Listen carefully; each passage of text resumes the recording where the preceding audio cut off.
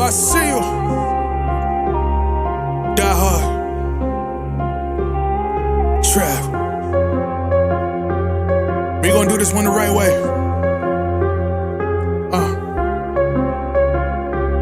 We in here forever. Yeah. Die hard. Homie, die hard. You can check the swag, he the realest by far. Swimming in that blue and orange, he the lifeguard. Yeah, he been through pain, at least he got some nice scars. He can smell a trophy, yeah, you need it back to back. Represent himself, his own name is on his back. 10 toes down, try to stop him, he come back. Bandwagon hoppers, he will knock you off your tracks. You ain't saying nothing, Nero been here from the start. He been working in the lab to take his team and make it art. See him going over film to help him build and make him smart. He will tell you how he feels because he's real and he got heart. He will never fade away, he will never change his face. Everybody picking faves and he's feeling out of place. Cause he is for the team and he always rep the squad. Like that Christmas movie, he gon' always die hard. City on my back. They ask me what's my name and it's on my back. I'm just speaking facts. We got big dreams, we ain't looking back. We be really die hard, yeah, that's a fact. We be really die hard, ain't no going back. Make the whole crowd rise like a thermostat. Fourth quarter, I'm the killer that's gonna murder that. Bang, bang. What's good, guys? It's your boy Ebru. What are we doing? What are we doing today? 10:30 at night on a Saturday. What are we doing? West Coast trips are a mother, man. I tell you, boy. But we're diehard Knicks fans, right? Been saying that. So I gotta fix this here. Because I mean, yo, this let me just say this too while we at it. I gotta stop the video real quick. So brought it back. So I'm gonna have to exit out. So give me a second, guys, because I'm gonna make an announcement too after I finish this nonsense here.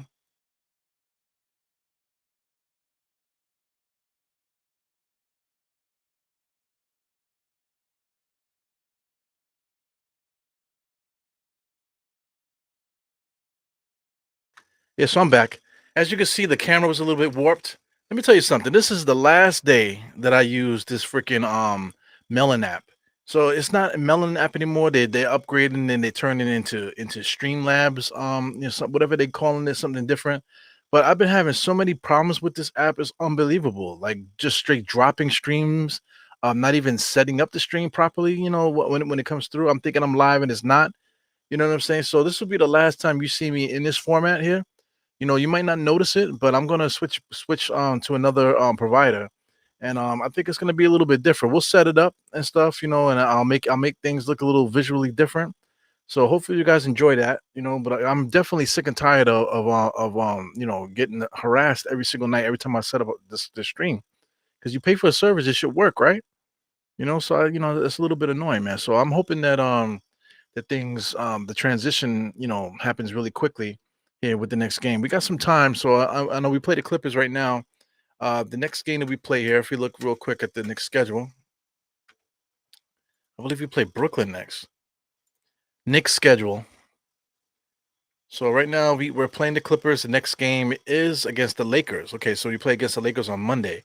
So not a lot of breaks here, man. We got back-to-back games here Friday and Saturday, and then we get one day off on Sunday, and then we're back in action on Monday, man. So no rest here in this season, man. At least in 2024. Hopefully next year in 2024. This is 2023 still. Hopefully next year we get more of a break when it comes to the schedule. No more long road trips. Not so many back-to-backs all the freaking time.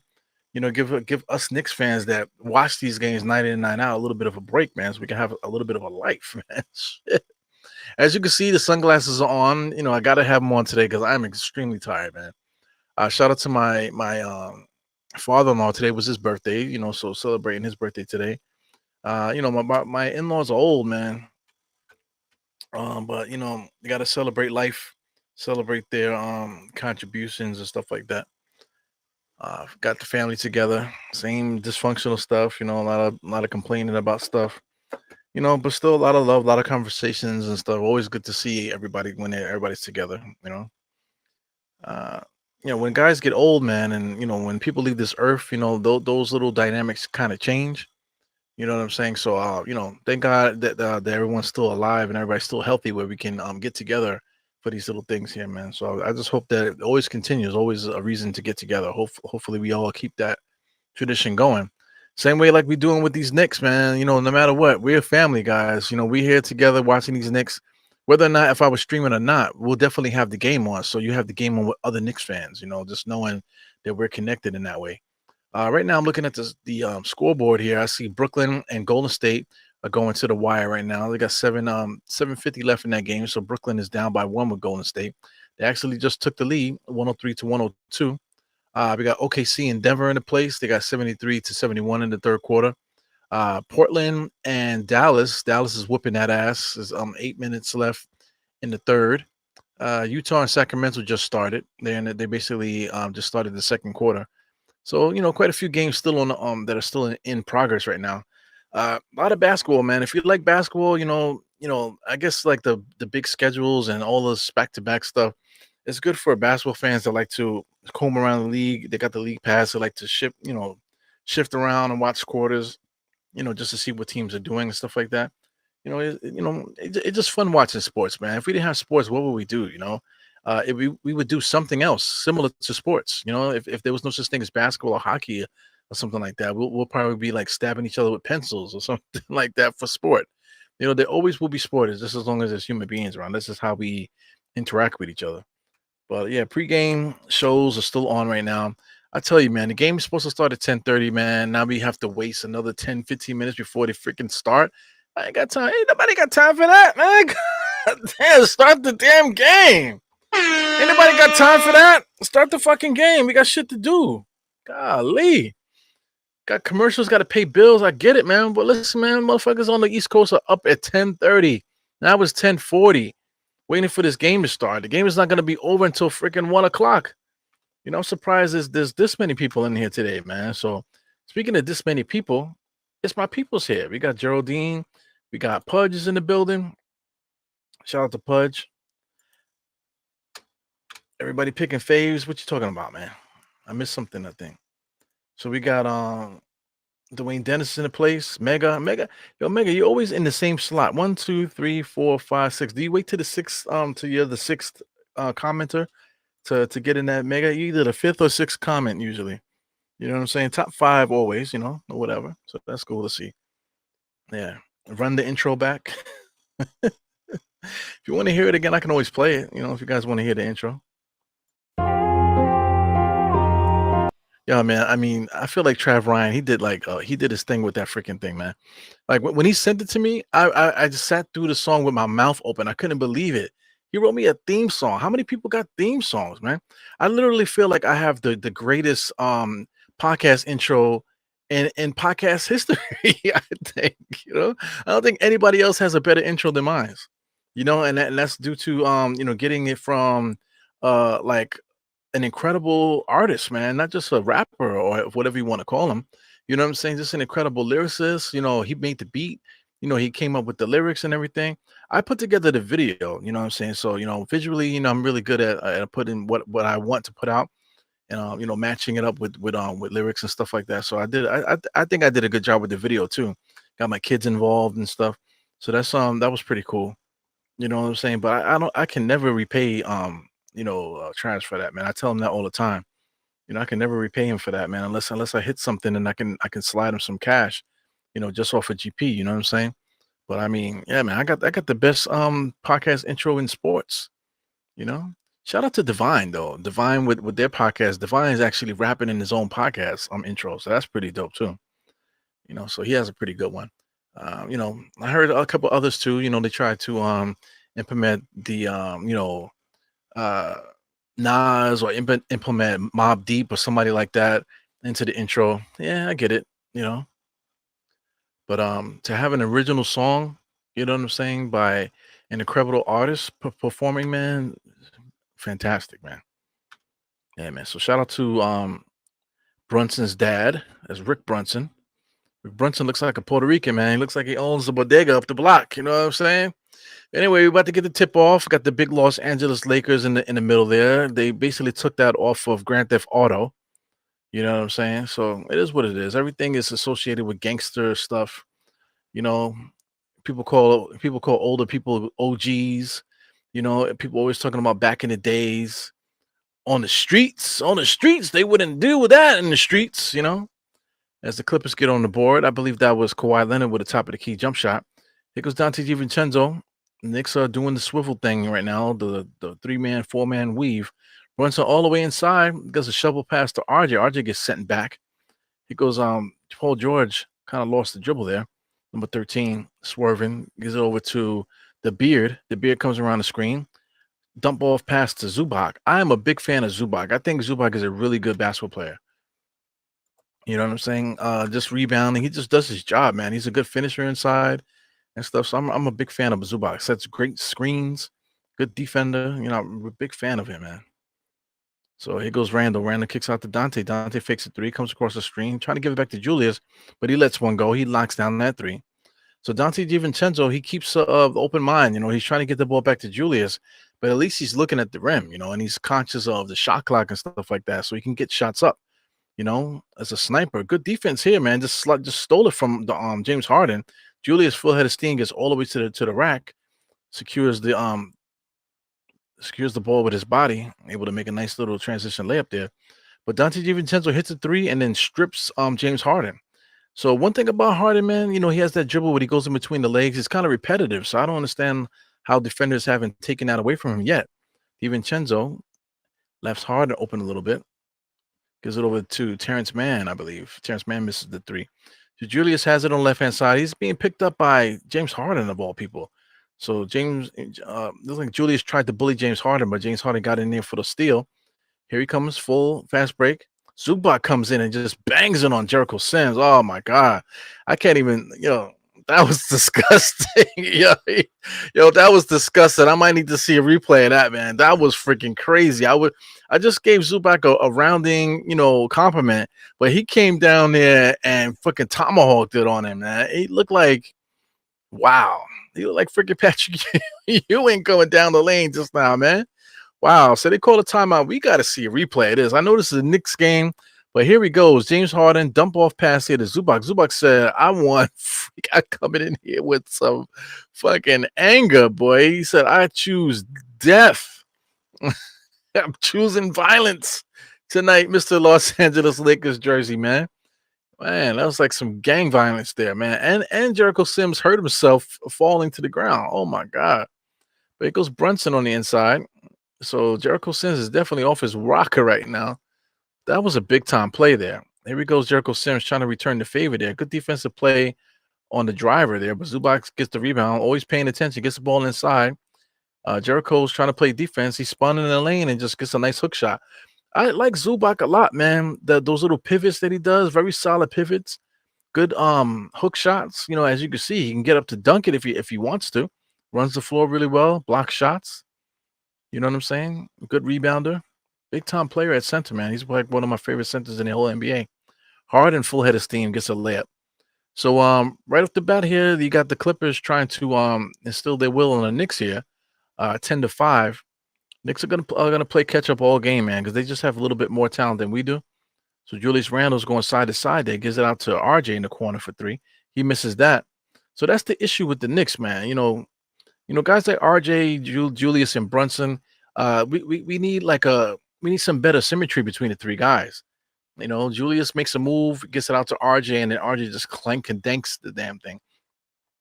Brunson and Julius always bumping into each other. So, I mean, the Clippers are trying some shit. What's the name? Paul George just went back door. He blew it. RJ gives it over to Julius. Julius is jabbing, stabbing. Pull up three-point shot, wide open at the top of the key. No good. Here comes Kawhi Leonard off the rebound. Gets it to James Harden. James Harden is dribbling. Going in between the legs. Goes around a beautiful Zubac screen. All the way inside. Shovel past to Zubac. Wow, Zubac almost laid it up over his head. They're going to call a foul on Jericho, man. So Jericho's getting abused right now, man. But one thing about Jericho, he stays, he's at least he accepts the assignment. He might not be playing really well right now, But he accepted the assignment. Push him down, knock him down. He still gets back up. So Zubac is going to the line right now. Let's scroll down here. Keep looking. We got mighty finesses here. Shot Powers in the place. Yeah, man. I just mentioned Divine, man. Sean Divine. They have their own podcast. They do it together, which is cool. But Divine does his own intro. I think that's dope, man. With the old school flow. You know what I'm saying? This shit is fire, man. So you could tell Shaw used to be in those ciphers back in the days. So here goes Jalen on the right, excuse me, left hand side, comes around the Jericho screen. Ooh, crossed over on Zubac, able to lay it up there. Zubac got confused just now.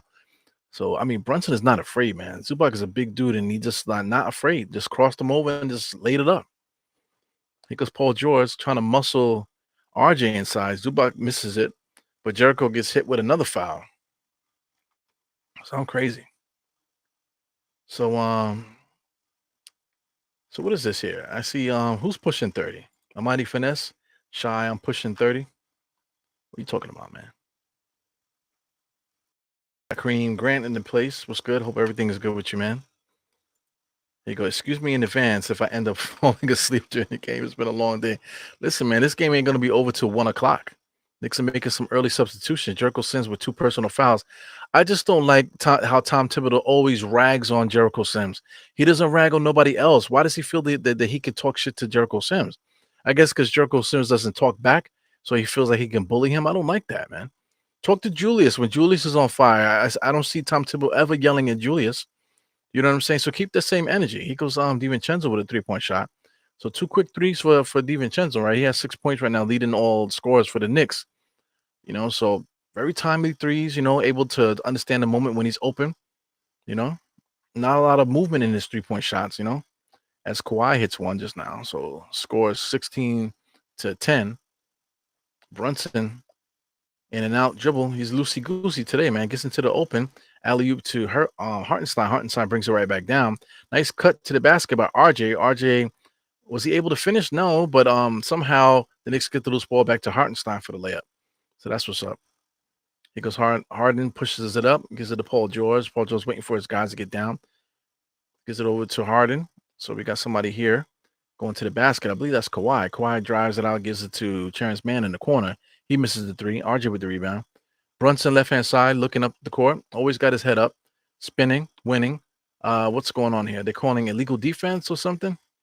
I don't know. The referees blew the whistle and he's pointing to the basket. So, I mean, those little calls that they make there, legal defense and stuff like that. Are you watching the game? Tom Thibodeau is kind of complaining about it too. I think most of the Knicks guys threw their hand up too because they're calling it illegal defense, but it kind of fucks up the flow. You know what I'm saying? Are you watching the game or are you just paying attention to the guys, standing in the paint and stuff like that, So anyway, RJ just hits a wide open jump shot. I'm not sure if they counted that as 3, but we got some good NBA action here. 15-16. Looks like the Clippers are calling a timeout. From what the Clippers are doing, the Clippers are definitely, had the Knicks on their heels, but the Knicks went on a mini run just now, which caused the Clippers to call that timeout. I've been mentioning that a lot lately. The little mini runs, like a 5.5 unanswered points or 4 to 5 unanswered points is enough for you to get a quick timeout just to let everybody start on, just to communicate some things that you talked about before the game started. You know what I'm trying to say? So I'm a big fan of those kind of timeouts. Tom Thibodeau, he showed that he's willing to let those little 5-point runs turn into 10, even the 15. I remember one game, it was like a fucking 19-point run, and Tom Thibodeau didn't do anything. He just let it rock. We ended up winning that game. I forgot what game that was, where we were down by a lot, and then all of a sudden we came back to win. But Tom Thibodeau made it hard because he just let the Knicks burn for 19 straight unanswered points. You know what I'm saying? That was fucking ridiculous, man. Yo, I am so tired of this Dunkin' Donuts commercial with this old lady and Brunson. Like, what the fuck is that about? I need an explanation, dude. You know what I'm saying? Like, they went to West 4th and filmed a commercial, and they decided to have an old lady there. It's not like the old lady is part of the Dunkin' Donuts commercials. Like, who is this old lady? This with Brunson. They went down there and they actually filmed that. They could have did something else. I don't understand. That is like it's like classless almost, like ridiculous. But shout out to Space Ghost, man. Wow, look, Space Ghost is here. So I seen Space Ghost on Still Knicks on MBK. So I don't think I've ever seen Space Ghost in this chat. So definitely appreciate it, man. I see you dropping some emojis and stuff like that. So welcome, Space Ghost, coast to coast, Space Ghost. Yeah, man, definitely awesome. Chef NYK in the place. Yeah, man. Everybody saying what's up. Yeah, man. That dude Trav, man, he did a thing. He did a real thing with that theme song. I feel like there's nobody else better. Nobody else has a better intro than me. I think I got a better intro than freaking Mello on his podcast. You know what I'm trying to say? I can't think of anybody in this space that does sports that have a better intro than me. You know? So I mean that, if you guys want to hear that intro, you know what I'm saying? Let's do that real quick. If you guys ever wanted to just listen to the intro, like you don't have to like necessarily watch a podcast, you know what I'm saying? All you have to do is go to my page here, and I believe I have it set up in on videos here. So I mean, let me put this on the screen real quick. So I mean, the game is back on here. Clippers are trying to create a basket, but this is my YouTube page here. So right here, Die Hard Knicks podcast theme song, written and produced by Trav B. Ryan. So if you ever want to watch it, all you have to do is go and click it. There you go.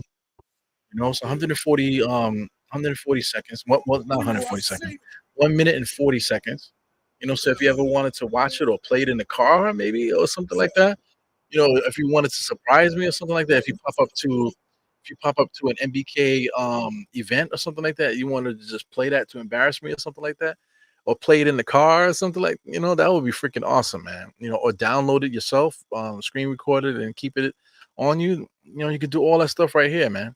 And then on the way out too, click Trav B. Ryan's music page and you just check out everything that he does, here because he's still putting up stuff. He got stuff from 2 years ago. You see some recent videos. He's been doing a lot of shorts lately, but yeah, he's still putting up videos there. You got 7 days, you got 3 weeks, still putting up stuff. You got some shorts, taking a little break here for the Knicks game. 18 to 15. Brunson just gets all the way into the basket and misses an easy off the backboard layup there. But he's still putting up shorts all the time.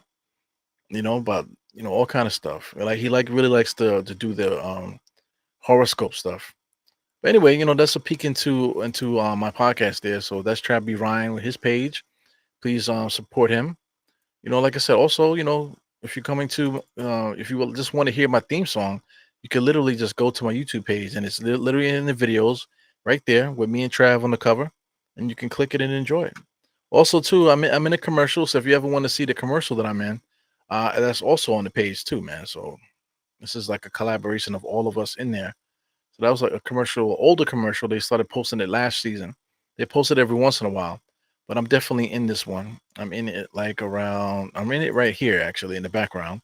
And then a little bit later on in the video, there you go. You saw me just now. So anyway, that's this little background stuff with that. Let's get back into this game here. 20 to 15. So I mean, it's going to be an uphill battle today. This is going to be similar to last night's game. When the Knicks were kind of down most of the game, but we were able to instill our will in the second half and totally crack the game open. We played against Phoenix. Phoenix has some well-known players. You're talking about Devin Booker and Durant, and we withstood their games. Was able to win it, but we needed Brunson's 50 points to do that. You know what I'm saying? So is Brunson going to get 50 points tonight? I don't know, man. Early on in this game, where's he at now? Early on in this game, Brunson only has 2 right now. He's 1 for 4. So he doesn't have the hot hand like he had the last game. But the Knicks are still competing 18 to 20. DiVincenzo right now just hit his third 3. So is he going to get 50 points tonight, 3 for 3 from 3? Let's get into some play-by-play, guys. So we got Paul George with a nice little in-and-out dribble there. He drives in and tried to take out Hartenstein, but he missed that dunk. Kawhi on the outside gives it to Norman. This dude right here on the Clippers, nice move, nice drive to the basket. We're talking about Powell. Powell should be a Knick, man. So we got Norman Powell.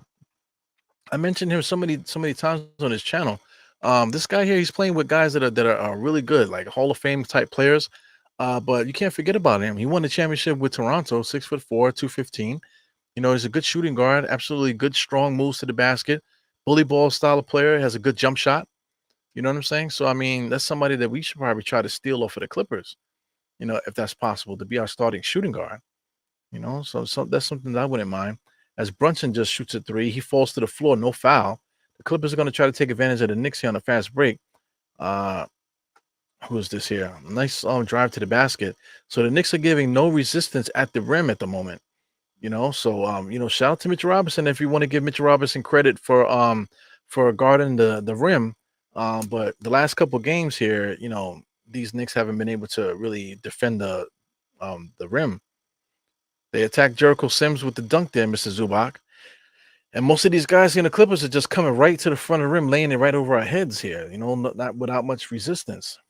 So the Knicks definitely need this timeout, need this breaking in place so they can reorganize themselves. 26-21, little 5 point lead, 5 point run, I should say. Like I said, quick 5 point runs, man, warrant a timeout. You got to call a timeout when it comes to those to stop the bleeding, man. So it is what it is with that. Let's keep it scrolling here. I'm taking a looking at you guys here. Man, that was crazy. Shout out to Jocko. What's good? Shout out to I don't know if you guys are on Twitter, but shout out to Nikki. Nikki brought up something, man. It would be nice to have like a group of Knicks fans that just travel, or just have a group where if you can travel or if you're in a certain arena and you're a Knicks fan, to just link up and just be organized where we just like show up in force, where we can just pop off and do our thing as Knicks fans. That would be really dope. You know what I'm saying? I don't know how we would go about something like that, but you know, if you have the subscriber count and the followers and stuff like that, you can make something like that happen. But that would be kind of dope. Like a traveling Knicks team. If you can make the group, you know what I'm saying? Try to get a couple Knicks fans together if they can make it for a game. Link up with some local Knicks fans and have an event. That would be really awesome. Yeah, man. If I ever hit the mega, a Powerball, that's exactly what I would be doing. So yeah, man. Scroll, scroll, scroll. Trying to catch up with these comments. So that's what I'm saying. That this app this streaming service that I'm using, Melon, is saying that I have 71 unanswered comments here. But I'm scrolling here, and I don't see these comments. Where are they at? Shout out to Josh, right? So Josh, aka Uncle Fulio, Eru the Any Star. That's what I used to call myself when I first started the podcast, Mr. Eru the Any Star. I had that on all my freaking stuff. Shout out to Josh. He was looking at some of my old videos. He actually posted something that I said about DeRozan. So I mean, we tend to repeat the same information over the years. So that was something that I said 3 years ago. That's still relevant today, having to do with DeRozan. That was the last time that we were able to try to get DeRozan, but he ended up going to the Bulls instead of the Knicks. You know what I'm saying? How different would the Knicks be right now if they were able to get DeRozan back then? You know what I'm saying? So things happen for a reason. I would like to get DeRozan now. I think that's something that most of us are down with right now, just to get that extra ball handler, somebody that can put the pressure on the defense so we can score a little bit, man. That would be great. Let Brunson get his money. Yeah. Paying guys is too much, man. If you're trying to win, worrying about paying guys is just not the right idea. So the Knicks are trying, man. There's a blown play there. They weren't able to score. They got right at the rim. Westbrook full head of steam, drives all over there. He gets blocked. It probably should have been a up and down, but I mean, I guess he had the hand on the ball. Knicks are kind of just standing there. These Clippers are getting all the way to the rim today. Hartenstein, left hand side, gives it to Julius. Julius comes around, gives and go to IQ. IQ is going nowhere. He's telling Hartenstein to get out the way to give Julius the ball. I'm not sure if that was a good idea because look, the double team is right there. Now you got a triple team. So Julius was in trouble. So IQ's idea was to go into the same spot that Julius was in. So he dribbles, picks up his dribble, and tries to fade away there. So I mean, just a horrible basketball sequence here by the Knicks right now. IQ is not a point guard, man. So I mean, I just think we all have some wishful thinking when it comes to the Knicks about IQ taking over that spot. I'm glad that we signed Brunson now. Hindsight is 2020, so I'm glad we got Brunson. IQ is not a point guard, man. So we got him coming off the bench as an instant offense, but we tend to let him set up offense and stuff like that. I just don't like the way it looks. You know what I'm saying? So I mean, what are we doing with IQ? What are we doing to improve? Because we have IQ already. His name is DiVincenzo, for Christ's sake. We got IQ already. His name is Hart. So we need that starter. Because DiVincenzo, Hart, even this guy Grimes. These guys are not necessarily starters right now. So it would be nice to get a bona fide NBA starter as a shooting guard for us right now. You know what I'm saying? If you got to do that via trade, then it is what it is. I would even like Josh Hart as starting at the two guard, rather than rocking what we're doing right now. But it is what it is there. So Julius with decent defense there. Kawhi Leonard tried to shoot over him. Here comes IQ, gets all the way into the paint, walks right into the double team. Now you got to switch. Baseline is wide open, but he's calling for something to happen over there. Hartenstein with a crazy attempt to pass on the inside there. But Zubac falls on the floor. Julius Randle steps over him, which I hate. I hate when people do that, stepping over people. But IQ gives it to Hartenstein. Hartenstein tried to do a behind the back pass there to Julius. Julius wasn't really paying attention. Zubac falls on the floor. Yeah, but Hartenstein's mad at himself. As the passer, it is your fault. But it was a good idea. Shout out to Rob Bracey. Look at Pudge here with the super chat. He says, no Mitch clogging the paint. Yeah, man. Clogging the paint is a big thing with Mitch. He literally stands in the restricted area of the whole freaking game. Here goes Hart after rebound from Hartenstein.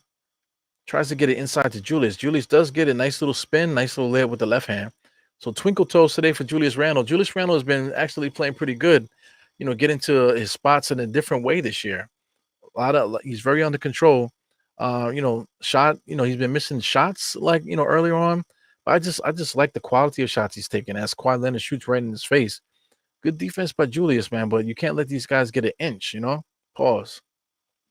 I like what RJ's doing too, but RJ's still inconsistent, but I just like the quality of shots that he's taking. So it's a little bit different. Brunson changing directions, being guarded by Westbrook. He got fouled. Yep, they called it. So he did get fouled there. Good defense by Westbrook, but a little bit too much contact. These players, man, they complain for everything, man. It's crazy. It's a foul, and then Westbrook's gonna go right to the ref to complain about it, man. It's like ridiculous. Josh Hart. It's gonna be Josh Uncle Fulio's is begging for them likes, man. Yeah, man. For all our channels, man. Shout out to MBK. You gotta get those likes up, man. The likes is like giving a super chat. So once again, shout out to Pudge for the super chat. Definitely appreciate it. But thumbs up is just as good as a super chat. Super chats are definitely appreciated. But the thumbs up is what really gets the algorithm flowing. You know what I'm saying? So if the algorithm is flowing, you're able to really to get more people to watch and stuff. So getting more viewership and stuff like that, that's motivation for people to make the extra effort to put those podcasts out that normally you just wouldn't be motivated to do. But having people supporting like that, it definitely adds the motivation where like, yo, I could be doing something else or I'm tired, but you say, you know what? These guys are supporting me left and right. So I'm going to give the extra effort, even though I'm tired or something like that. Or I don't have time to set up the podcast properly. I'll still try to do it and still put it out. So, I mean, it is what it is, man. We definitely appreciate that, man. So shout out to Josh for bringing that up. The Clippers at the foul line right now. So it's 32-27. It's a good game so far. You know, the Knicks are competing. Shout out to Grimes. So Grimes is now IQ because IQ usually comes in around the 1 minute and 30-second mark, 140, like about the 2 minute mark or so. That's when IQ usually comes in. So now Grimes is that guy now. So I don't understand what's Tom Thibodeau's game plan with that. He also makes a substitution with like seconds left in the quarter too. So I just don't understand it. So anyway, IQ gets it. So we get some movement here. IQ takes the screen from Hartenstein. Hartenstein dips. IQ doesn't go fully with it. Meanwhile, Julius is trying to get position in the same area where IQ is doing a pick and roll. It's ridiculous. Josh Hart gets all the way to the basket there. A lot of physical defense there. Here goes Westbrook over to Kawhi for a nice little dunk. So, I don't know if the Knicks should call a timeout now, but these referees are calling dumb shit. I don't know what they're calling. They're just pointing at the bench there. I don't know if they're gonna call it taunting on the sideline there. I think that's the Clippers there. Is that the Clippers bench over there? Yeah. So I don't know if they pointed at them. I think they gave them a warning, but we'll see. Nice pass here to Kawhi. Kawhi full head of steam there, jumping up and dunking. Man, they got some Hall of Famers on this roster, man. You're talking about Paul George, Kawhi Leonard. Now you got James Harden on the team with Westbrook coming off the bench, and Westbrook is still a beast. He's still a beast, man. He goes like Q, just picks up his dribble, gets it to Hartenstein. I mean, Julius driving on two guys, shoots it with the left hand, gets his own rebound, but they call a foul. So I mean, this guy IQ is basically running offense right now, but he keeps picking up his dribble. He dribbles into double teams. He doesn't pass on the pick and roll when he should. When the screen comes, he goes the opposite way. He drives into triple teams, even though like he just passed the ball to Julius earlier, but Julius was in a triple team. Julius gave it back, and IQ dribbled right back into the triple team. So I mean, just the basketball IQ of IQ, is kind of like warped a little bit, man. Sometimes he plays excellent, but sometimes it's like, come on, dude. Like he just like I just don't know what the fuck is on his mind. He says, ignoring my chat. I'm not enjoying ignoring your chats, man. I basically live off these chats, man. All these guys that pop in, man, the regulars. I gotta give you know, I gotta give love to my comments, definitely, man. So Westbrook is literally kicking the ball, but the referees are not calling anything here. So I guess the time was ticking just now, but he was literally kicking the ball, they didn't call it. It's crazy. So Kawhi will split the defense, man. All the way inside there. It looked like he traveled. Kicks it out to number 7 for 3. He misses that. Offensive rebound by Westbrook. Westbrook brings it back out, being guarded by Josh Hart. Gets all the way into the paint. Nice athletic move on the inside. Blows that layup there. Here goes Julius off a Hartenstein rebound. Julius full head of steam. Pushes off there. He doesn't necessarily need to push off, man, but he definitely pushed off. He had a layup regardless without the push off. That push off could cause an offensive foul. But anyway, we got the layup there. So 31-35. Knicks are down by 4. We got 12. Excuse me. We got 21 seconds on my clock. Uh, they're trying to get not a last shot because it's like a 6-second differential on the shot clock here. But Knicks stole the ball there, so the Clippers tried to steal it back, but they caused a foul. So here comes the Knicks. The Knicks are going to get a chance at a last shot. I got 12 seconds here, so we'll see what happens. Josh Hart standing there looking for the inbounds. Terrence Mann is coming back in the game. Terrence Mann looks like a player that I've seen before. One of those guys that used to be on Dallas. One of those swingmen they had on Dallas. It kind of reminds me of him. So IQ axes for a screen from Josh Hart and then goes the opposite way. So ridiculous. Julius Randle on the inside for the rebound, able to lay it up there. So that gives us 33-35. Big time basketball game here. NBA action. Half court shot thrown up off the top of the backboard there. But big time NBA action for this first quarter. 35-33. Knicks are only down by 2. That's one possession. So playing on the road against a really good Clippers team that's starting to get that chemistry going, it's a good look right now, man. So a game like this is in danger of having a quarter where the Knicks totally fall off. But if the Knicks can continue this energy and continue to play defense, continue to move the ball, and continue to work hard, because you want to talk about there's no resistance on the inside for the Knicks, as far as fast breaking type of plays. These half court sets here, Julius Randle is eating off the boards right now. So let me scroll up here on my chart here to see what Julius is doing. As far as rebounding, he only has 2, man. He only has 2 rebounds. That's very odd. It looks like Julius has like 15 rebounds the way that he's in there, scoring on the inside. But he does have 10 points. He's not leading all scorers on the Knicks side. It's actually DiVincenzo. DiVincenzo is 4 for 4 from 3-point territory right now. So, is Dante DiVincenzo about to get 50 tonight? 12 a quarter? 12, 12, and 12? That's not quite 50 points, but that's close to it, man. You're talking about 48 points? 2, 4, 6. Yeah, that's 48, right? I'm not good at math. So if he got 12 in every quarter, he'll be close to 50, man. So, imagine that back-to-back 50-point games with these Villanova guys. That would be incredible. But if DiVincenzo is getting 50 tonight, that means the Knicks are doing something wrong or something right. So we have to see. Let's keep scrolling down here, catch up with these comments. It says I have 84 comments. That can't be. So I guess I'm behind by 12 minutes there. So Josh is all up in the chat today, man. So Josh is trying to get famous on this channel, huh? He says we do it here in Charlotte all the time. You're okay. The New York fans don't really do that. The New York fans in New York, they tend to just follow whatever Knicks Fan TV does. If Knicks Fan TV has an event, they'll come out for that event. Shout out to Sim. Sim comes through and has events at Legends.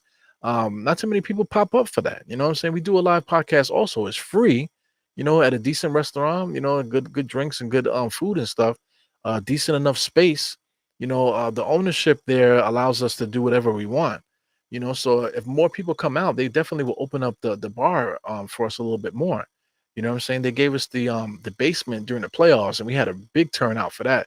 So that's dope, man. So I mean, but people in New York tend to be like LA now. LA is usually they go to the hot spots and people are standing around just because that's the place to be. It might not be the most authentic place to be, but they'll be wherever the hot shit is, right? So New York is kind of turning into LA in that way. But it is what it is. Yeah, man. So Josh asks is, what is it to be a point guard in today's NBA? It's not simply just running offense. You have to be able to dictate. You have to be able to be a threat offensively.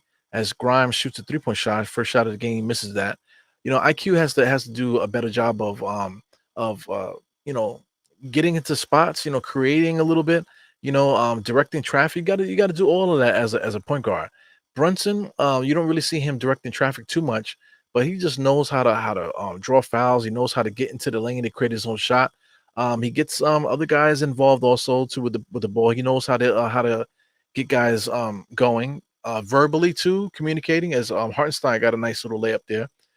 Communicating. Excuse me, and that type of thing. Is Harding a point guard?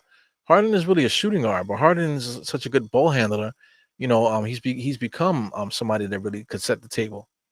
You know. Josh Hart pushing the ball up the court here. IQ is running to the corner. Josh Hart, to me, is a better point guard than IQ as he gets stripped as soon as I say it, right? Terrence Mann goes for the full head of steam. Good defense by the Knicks there. Good defense by Julius Randle, I got to say. IQ driving all the way to the basket. He gets a layup. So we got some good NBA action here. A lot of back and forth, 37 to 37. Steph Curry's not really a point guard, but he leads by scoring. What I'm saying? He's a threat by shooting the ball. But the offense itself from Golden State, shout out to Draymond. Draymond usually does a lot of facilitating, because his assists are all the way up. He does a lot of facilitating in the offense, you know what I'm saying, to allow the other shooters, the Splash Brothers, to get their shots and stuff. So the motion offense that they have there is really the point guard. But when it comes down to it, if Curry has the ball in his hands and he's taking over that way, it's beautiful, man. As Feast gets an alley oop from Harden just now. This guy Theis, his name is Theis, right? He's German player. He's somebody I think the Knicks should have picked up, to be the backup power forward. But the Knicks they have yet to fix that problem that we have backup strength as far as forwards is concerned. Theis would have been perfect. He can shoot the three. He's athletic and get up and block shots and rebound and stuff. He can post up a little bit. So it would have been dope to have him on the roster, especially with Hartenstein there. Hartenstein is a German, has German blood, so Theis and Hartenstein would have been dope to have on the same team. You know what I'm saying? As Hartenstein at the free throw line, you can see him missing that all the way, man. So the controversy, Mr. Josh, he's throwing that shit out there. Is John Moran a point guard? Yeah. John Moran does a good job setting up offense. He does a good job of getting guys involved, pushing the pace, understanding, when to push the pace, understanding when to pick up his dribble. John Moran never gives up his dribble. You know what I'm saying? He knows when to take over games as far as offensively. He gets guys involved in the passing game as far as shooting threes and alley oops and that type of thing. So John Moran is a good player, man. He's a good basketball player. IQ on the other hand does not do anything I just said. You know what I'm saying? But if IQ got it going scoring wise, then it's a good look. But him setting up offense, IQ doesn't really set up offense. IQ is really just setting up his own offense, And if IQ can't get his shit off, then what is he doing for us, But John Morant, man, he does everything. As far as like Steph Curry, he doesn't really do what Steph Curry does, John Morant, I think, is just more of a true floor general. Just he does everything. Steph Curry does everything too, but he does it more just from an outside shooting type of thing. You're just like an individual scorer kind of thing. Still a point guard though, technically still a point guard. I'm not sure if Steph Curry necessarily makes his teammates better. Outside of them passing the ball, he's gonna, give you that assist. He's a willing passer and all that shit too. He's always had high assists, but Steph Curry's not really a floor general as far as a facilitator. You know what I'm saying? But being that guy that knows when to shoot, to stop runs, that type of thing, he still does a good job of that. So anyway, here comes the Knicks here. We go. RJ comes across. He's going at Terrence Mann there, trying to bully him there. Gets an up and under layup there with the right hand, knocks that down. So I mean, Terrence Mann is kind of lost too. He had a little bit of promise, but with all these all stars on the roster, he's like been reduced to like light duty there. So like I said, a lot of no resistance here by the Knicks. You got Thice with a drive. Harden was able to get the tip in there, but it looks like I don't know what's happening here. We got a review here or something. Archie's coming out. I don't know what's happening here. 41-39 is still a good basketball game right now. So let me see if I can catch up with these comments here. Harlem CEO and the place to be. Yeah, man, I messed it up the other day. But like I said, we got oh my god, I already forgot it already. But we got this is Harlem CEO's brothers thing here. And the fourth right there. That's his company. They partnered with the Knicks to make these 70s hats. I got this free of charge from Harlem CEO. Harlem CEO always hooks me up every time I see him. I kind of hate it, man, because I want to drop like a stack in his pocket one day. I love to give back for people to show me love, man. I wish I could just slide dudes like something just to for appreciation, man, just to be around, just to show the love and support like that, man. I wish I can give you guys so much more, but I try to do that by being consistent with these watch alongs, man. I would like to do a little bit more, but it's very hard to do. But definitely Harm CDO pops up for these events, man. That almost every single time. Brings his lady too, man. Just beautiful, beautiful, good times, man. You know, the draft is coming too. I'm not sure if Sim is gonna do that. Sim does a lot, man, for something for somebody that's not even in the New York City area, man. He's still able to show up to New York to do events and stuff like that. And he's all doing it all by himself, to tell you the truth. He does have MBK helping him out a little bit, but most of the stuff that he does by himself, man, from far, man. So you got to tip your hat off to him. Yeah, they got demonetized, man. Shout out to the thing, to Pudge here. They got demonetized, because I think the channel is under attack for something, So I just don't understand. YouTube keeps flagging them for different things. So I wonder if they're getting tipped off, or just by people are like flagging the page, and then because everything is automated, YouTube just takes care of things automated wise. And then when you complain to them, they say, "Oh, there's nothing we can do," kind of thing. It's crazy. So they literally ejected Hart just now. I totally missed that. Because I mean, listen, I could turn the sound on so we all can hear the sound, but I can't hear the sound. You know what I'm saying? So I can't really while I'm talking here, I can't really hear what's going on. So I didn't even see what Hartenstein did to get him ejected. I didn't really think it was that serious, but he got himself ejected. Totally missed that. Looks like Westbrook is waving. Is that a really happening? Is that a real thing? I mean, shit is crazy. I'm gonna have to check out the replay there because I really don't understand what he did. I'm gonna have to check that out at halftime. So we got 8 minutes and 53 seconds here. The Knicks are down 46-41. Knicks got a score here, or we're probably gonna have to waste another timeout. Brunson setting up, takes a Hartenstein screen. So am I missing something? It said ejection. I thought that said ejection by Hart or rejection. Because I see Hartenstein out there. Did I miss something? I think I'm bugging, man. Am I late? Is it too late that I'm bugging out? Back to the play-by-play. IQ goes right into a double team, turns around, gives it back to RJ. He goes into the same spot that IQ was in. He's posting and toasting there, being pushed. I don't really like that shot. Turn around, one-handed jump shot. I don't know. One-handed hook shot, push shot from the mid-range like that. I don't really like that. Paul George on the inside gives it over to Thice. Thice goes inside. He gets cracked. So anyway, 8-minute mark here, 48-43. Thice looks like he's going to get some foul shots. Look at RJ. Great defense there by Norman Powell there. Spins, and it's like a one-handed push shot, floater shot. You know, like, do you practice that shot? Shout out to Patrick Ewing. When do you practice that shot? When? You know, he made it though. Ay, ay, ay. Let me see. So, Almighty, are you talking about my hat? Are you talking about my hat? So Josh Hart got ejected. Josh Hart got ejected. So I missed that. Somebody got ejected. So I gotta check that out. I don't know what the fuck happened.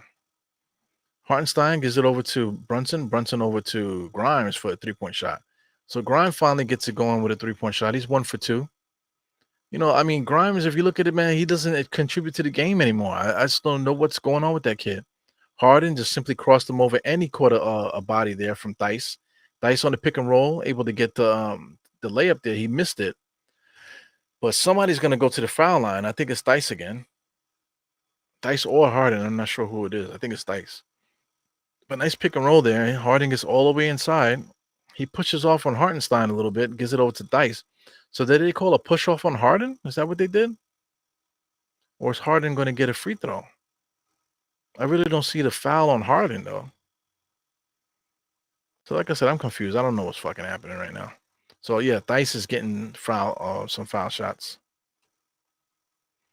Let me see. Goes Carson there. Shout out to Carson. He said, "What's good, y'all? What's up, E-Rule? Hopefully everything can keep rolling with the Clippers." Yeah, I hope so. So 2 technical fouls. All right, thanks, Harlem CEO. So I was confused about what's happening there. Like I said, I can't really hear. You know what I'm saying? I can't hear because I got the sound off and stuff. But I'm just going by what I'm looking at here. As I'm talking and running my mouth, interior pass there by Hartenstein. Hartenstein was too deep, but able to muscle that in there. Harden pushing the ball up the court, waiting for somebody to pick him up. Here goes Grimes. Grimes picks him up a little bit too late. Harden just launches it because he thought he got fouled there, but you know the referees did not call that. IQ is bringing the ball across the timeline. Sets the screen by Hartenstein. He's going to get Hartenstein in trouble with these screens. IQ tries to go around the other screens, off balance, shoots it and misses it. He's going to get some free throws, I believe. So let's keep scrolling down there. Yeah, you know, Knicks fan TV, they have a lot of push right now. They're always on, you know, those guys are always on what do you call the New York Post show, you know, and stuff like that. You know, so I mean, it is what it is. If you have time, I mean, you got a nice team behind you, you could do anything. You know, so it's definitely hard to navigate that. Also, too, man, nobody really says that a lot. Nobody even says it. You know, only like guys like us, you know, that they will call us haters, I guess, right? But Nick of Time show, they started their shows together. It was Knicks Fan TV and Nick of Time show. They did their show together in a simulcast. So depending on whatever button I click, I would watch it on Nick of Time show. I'll watch it on Knicks Fan TV just to support because there wasn't nothing really happening at that time. You know, it was like mostly there was a couple podcasts, right? But aside from Knicks Fan TV and on Nick of Time, this simultaneous podcast, Sim was out there. You got Knicks Film School and shout out to Mad Good Knicks show. The Mad Good Knicks show used to be popping too. You know, they had a lot of pull out there, but those guys basically stopped. I don't know what happened. I tried to communicate with them, but I think there's only one person running their Twitter page right now. But outside of that, they're not doing anything as far as content creating is concerned. But you know, Mad Good Knicks show, they was running shit for a little while, until they stopped. You know, but outside of those guys, those are the only guys that were really doing anything. But as the subscribers start to build, you started to notice that people were just subscribing to the Knicks Fan TV and not Nick of Time TV. So so we basically build the podcast up, you know, on Jay Ellis's back, to tell you the truth, man. So I know a lot of people that told me that, in our conversations and stuff. But I just watching him, I saw that develop, and then once he eliminated that partnership, that kind of fucked me up a little bit. You know what I'm saying? Then he brought in that female that's like a piece of shit. Brought her in, and then brought these other two guys in. In the thing. So I don't know. To me, is it, I don't know. Like I said, I remember already talking about it too much as it is. But I've met I've met CP before. CP seemed like a cool dude. I met him when the podcast wasn't as popular. That's when they had the bar at the bottom of MSG. We all used to go there, hang out and stuff. So I hanged out with them a couple times in that little space span. So that was a little vibe that we had going on for a little while at the Knicks games. You know what I'm saying? That was early on and everything, maybe like 4 years ago. But a lot has changed in 4 years, man. Shout out to Jay Ellis though. Jay Ellis was able to reinvent his show like a few times. You know what I'm saying? So right now he got his little team now, and they're rocking together, putting out consistent content. But like I said, you need guys to be consistent to put out stuff. Just to keep things flowing. You know. So yeah. So we got a break into action right now. 52 to 49. All these long timeouts and TV timeouts and stuff like that is for the birds, especially at this time of night, man. We're talking about 11:28. We're not even at halftime yet. We still got 6 minutes left before halftime. You know, scrolling. Yeah, man. Shout out to Jay Ellis. He reinvented his show so many different times. I remember when he first started, he had a group of people. They were basically in a music studio, and they were all cranked up together. There was a bunch of guys, a couple females too. They all were talking. That was a decent, show. I used to watch them at the time. Support. Giving super chats and that type of thing to try to support guys. Uh, but he left that and then started doing stuff with with CP more frequently. And then, like I said, now we got a new team together, and he's doing his thing, man. So, he's definitely keeping it fresh on his pod, so people it's good to see him get recognition too, for just for his channel alone. But like I said, that there was a time when those guys were simultaneously podcasting on both channels. You know what I'm saying? So I don't know, man. Let's keep scrolling here.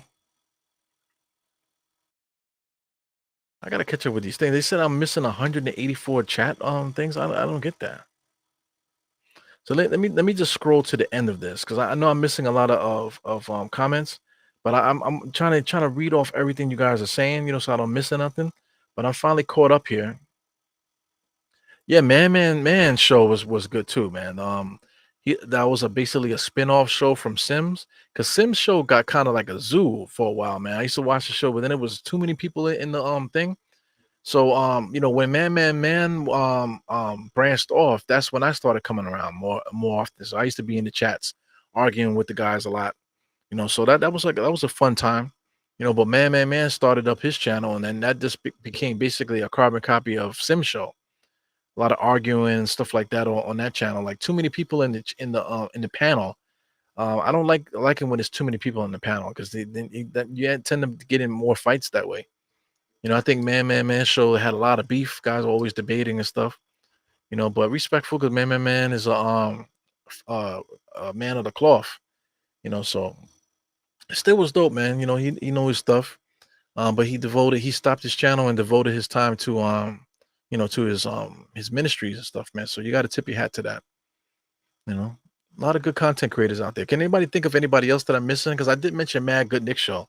Got to definitely give them some props, man, because they definitely was holding it down. They was doing some real professional podcasts and really out there with their. I think they had like 5 or 6 guys that were all contributing to the show.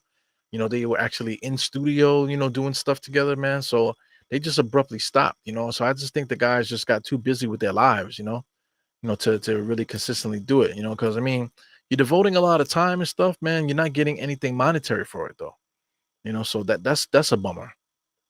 I think they took a break and they tried to come back and they lost the algorithm.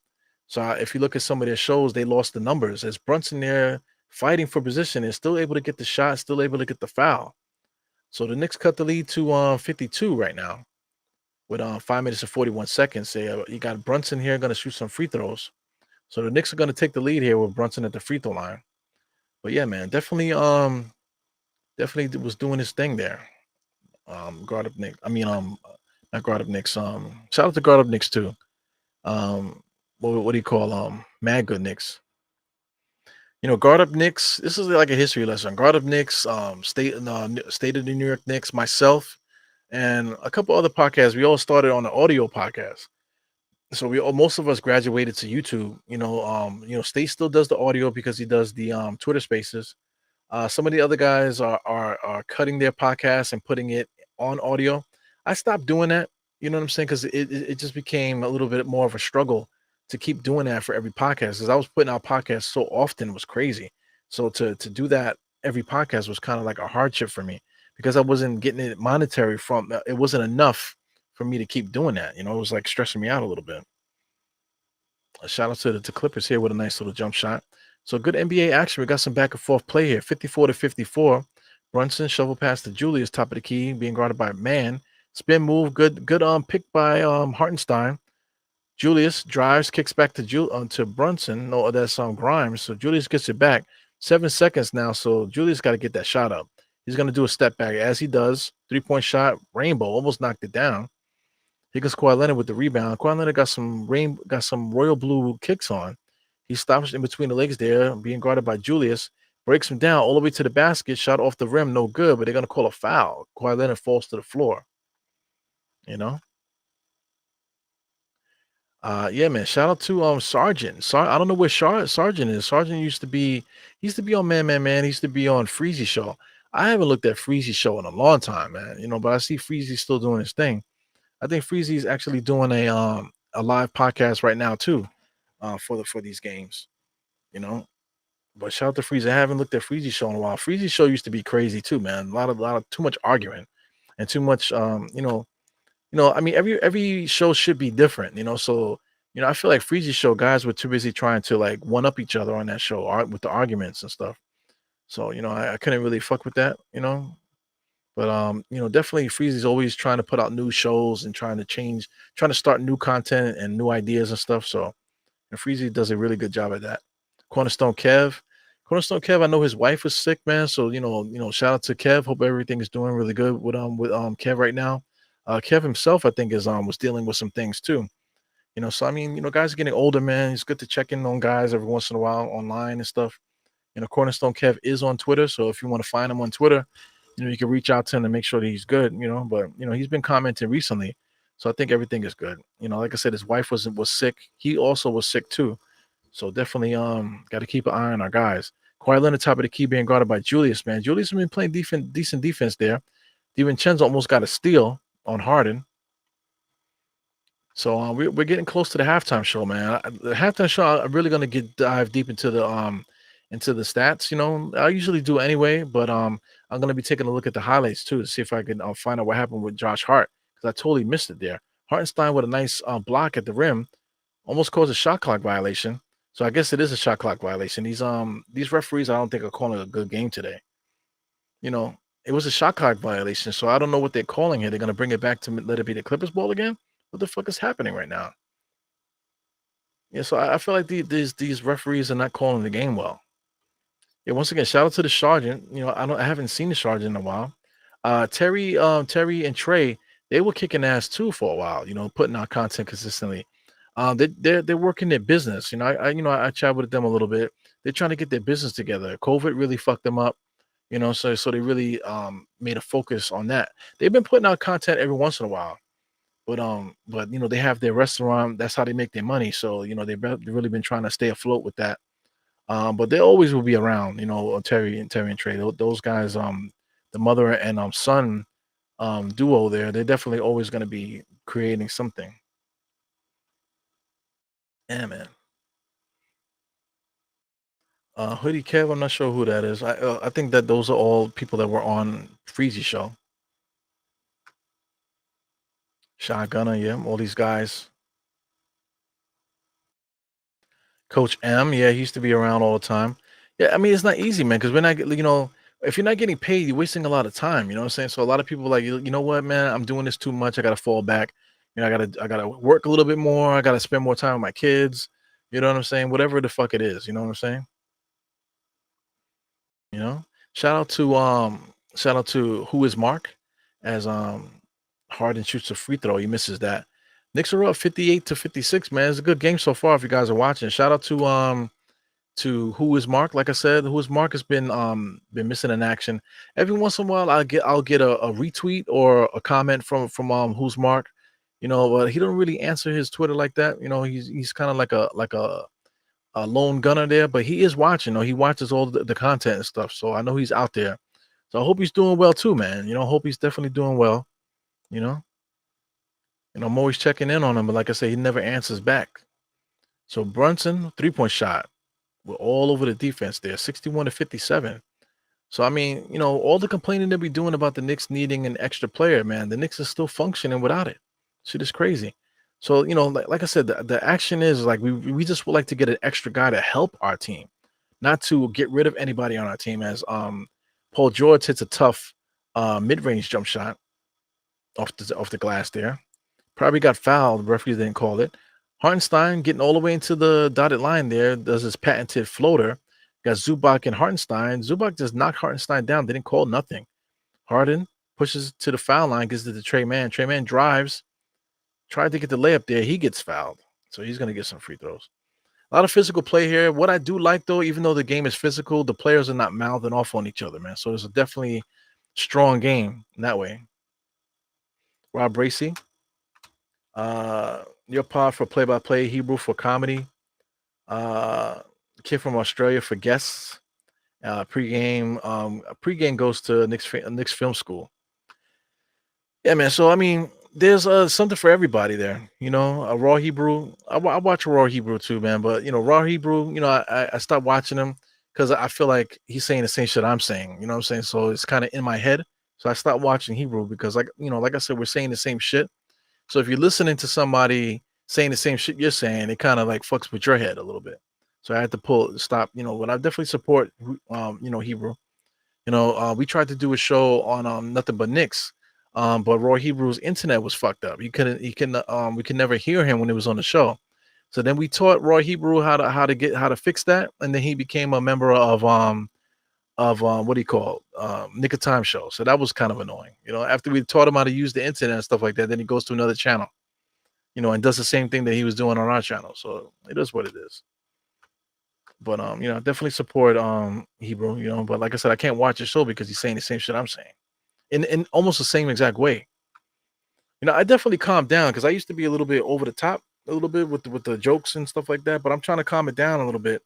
Definitely sober. I haven't been drinking like I used to, man. So, definitely the content is definitely calmed down. But I could get crazy if you want me to, you know what I'm saying? It depends. I'm doing these watch alongs is really what I've been doing lately. But if I can cut into some topics where I can really go crazy, then you'll see the typical crazy Eru pop out. You know what I'm saying? Scrolling. Yeah, this game is good, man. Nice good competition. The guy, like I said, the guys are not fighting each other. They're competing. Both teams are competing really well in this game, man. So that's something that you appreciate, the competition, the sportsmanship too. You know what I'm saying? The respect that the teams have for each other. You could tell that they do have that respect. So that's what's up for him. For these guys. Scrolling. See, antisocial there. He mentioned Hadouken.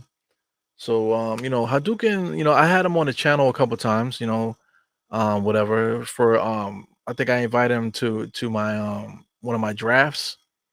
But shout out to Twitter Spaces.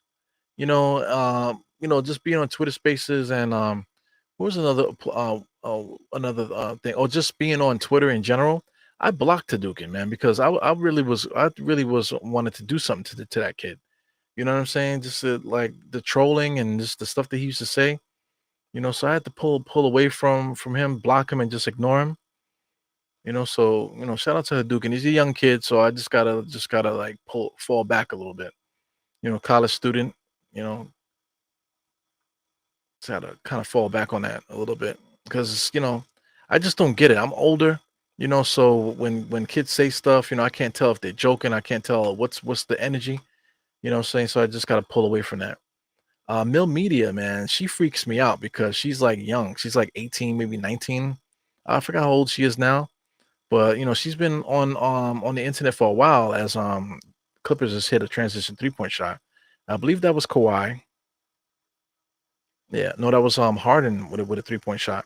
Because Brunson interior pass there to Hartenstein. Hartenstein falls all over the floor there. No foul called. Terrence Mann transition. He stops and pops. 3-point shot knocks that down. So the Clippers are going on a nice little run here. So right now it would be a nice time for Tom Thibodeau to call a timeout.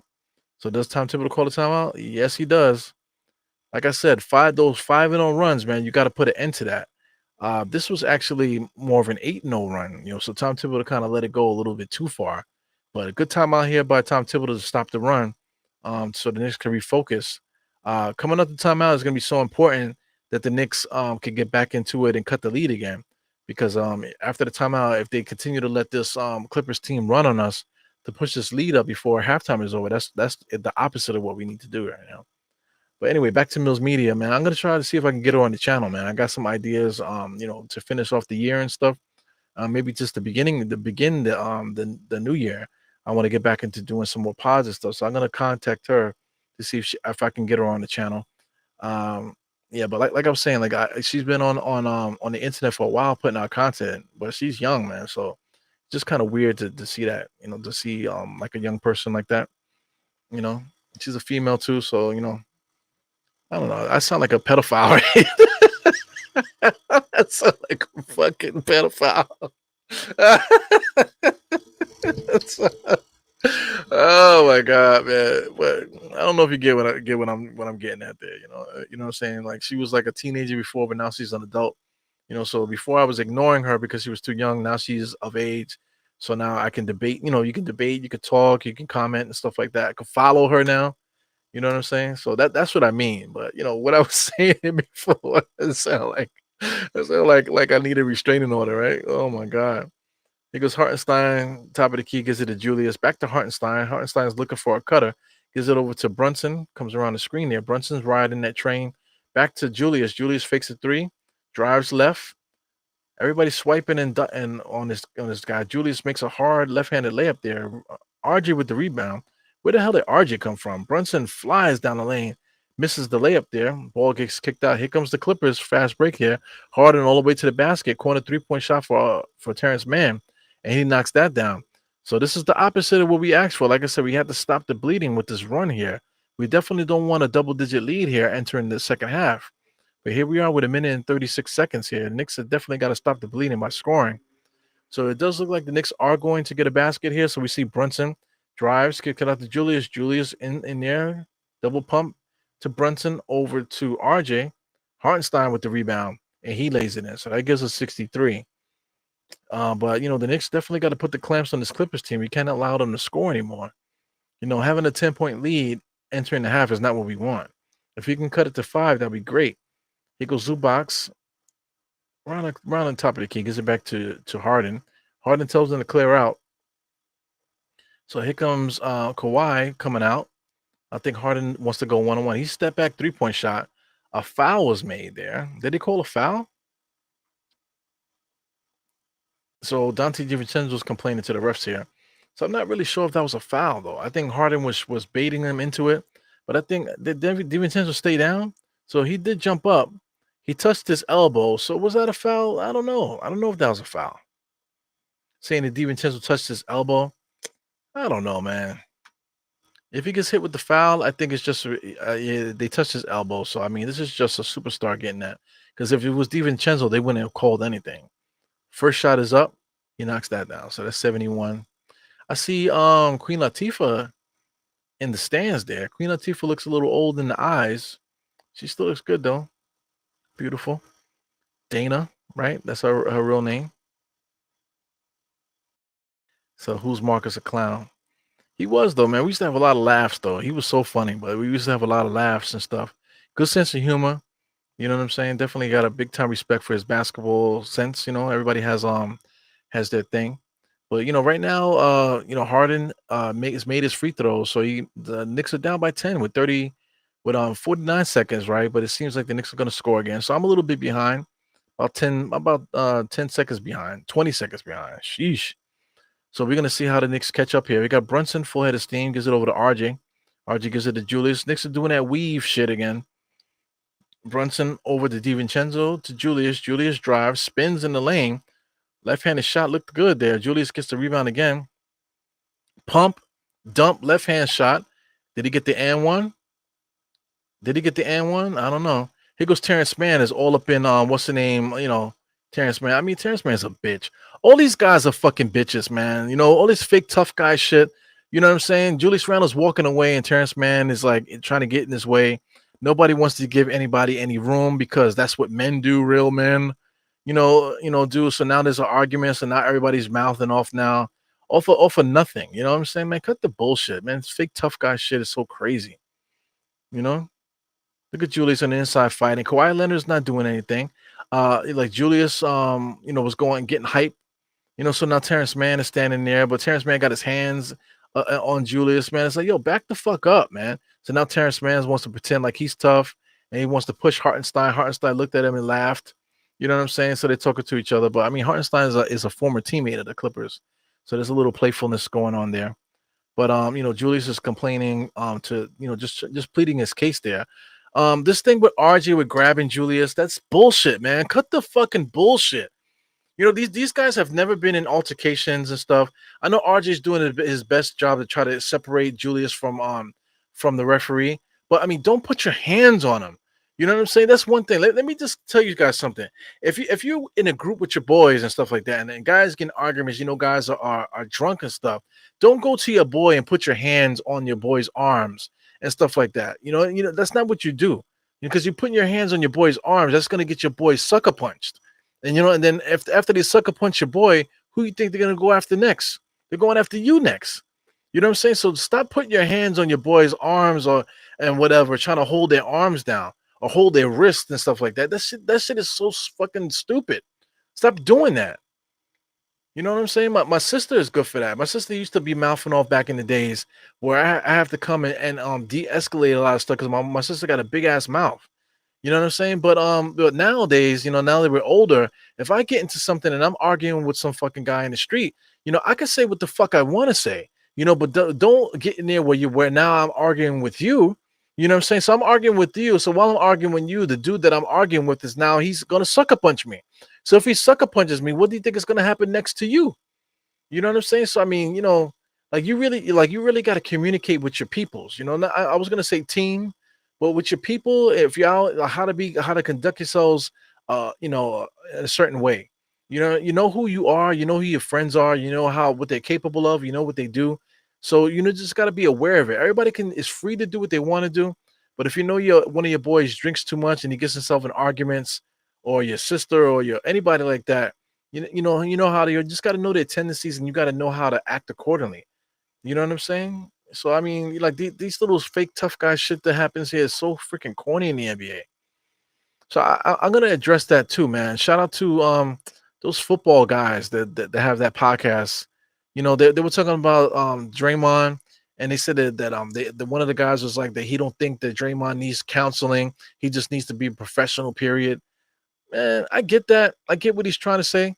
But at the same time, if the guys are playing basketball and then he's getting position, there was nothing illegal happening. There was no pulling or scratching. It was regular basketball stuff. And then Draymond turns. Oh, here goes the commercial. I just talked it up.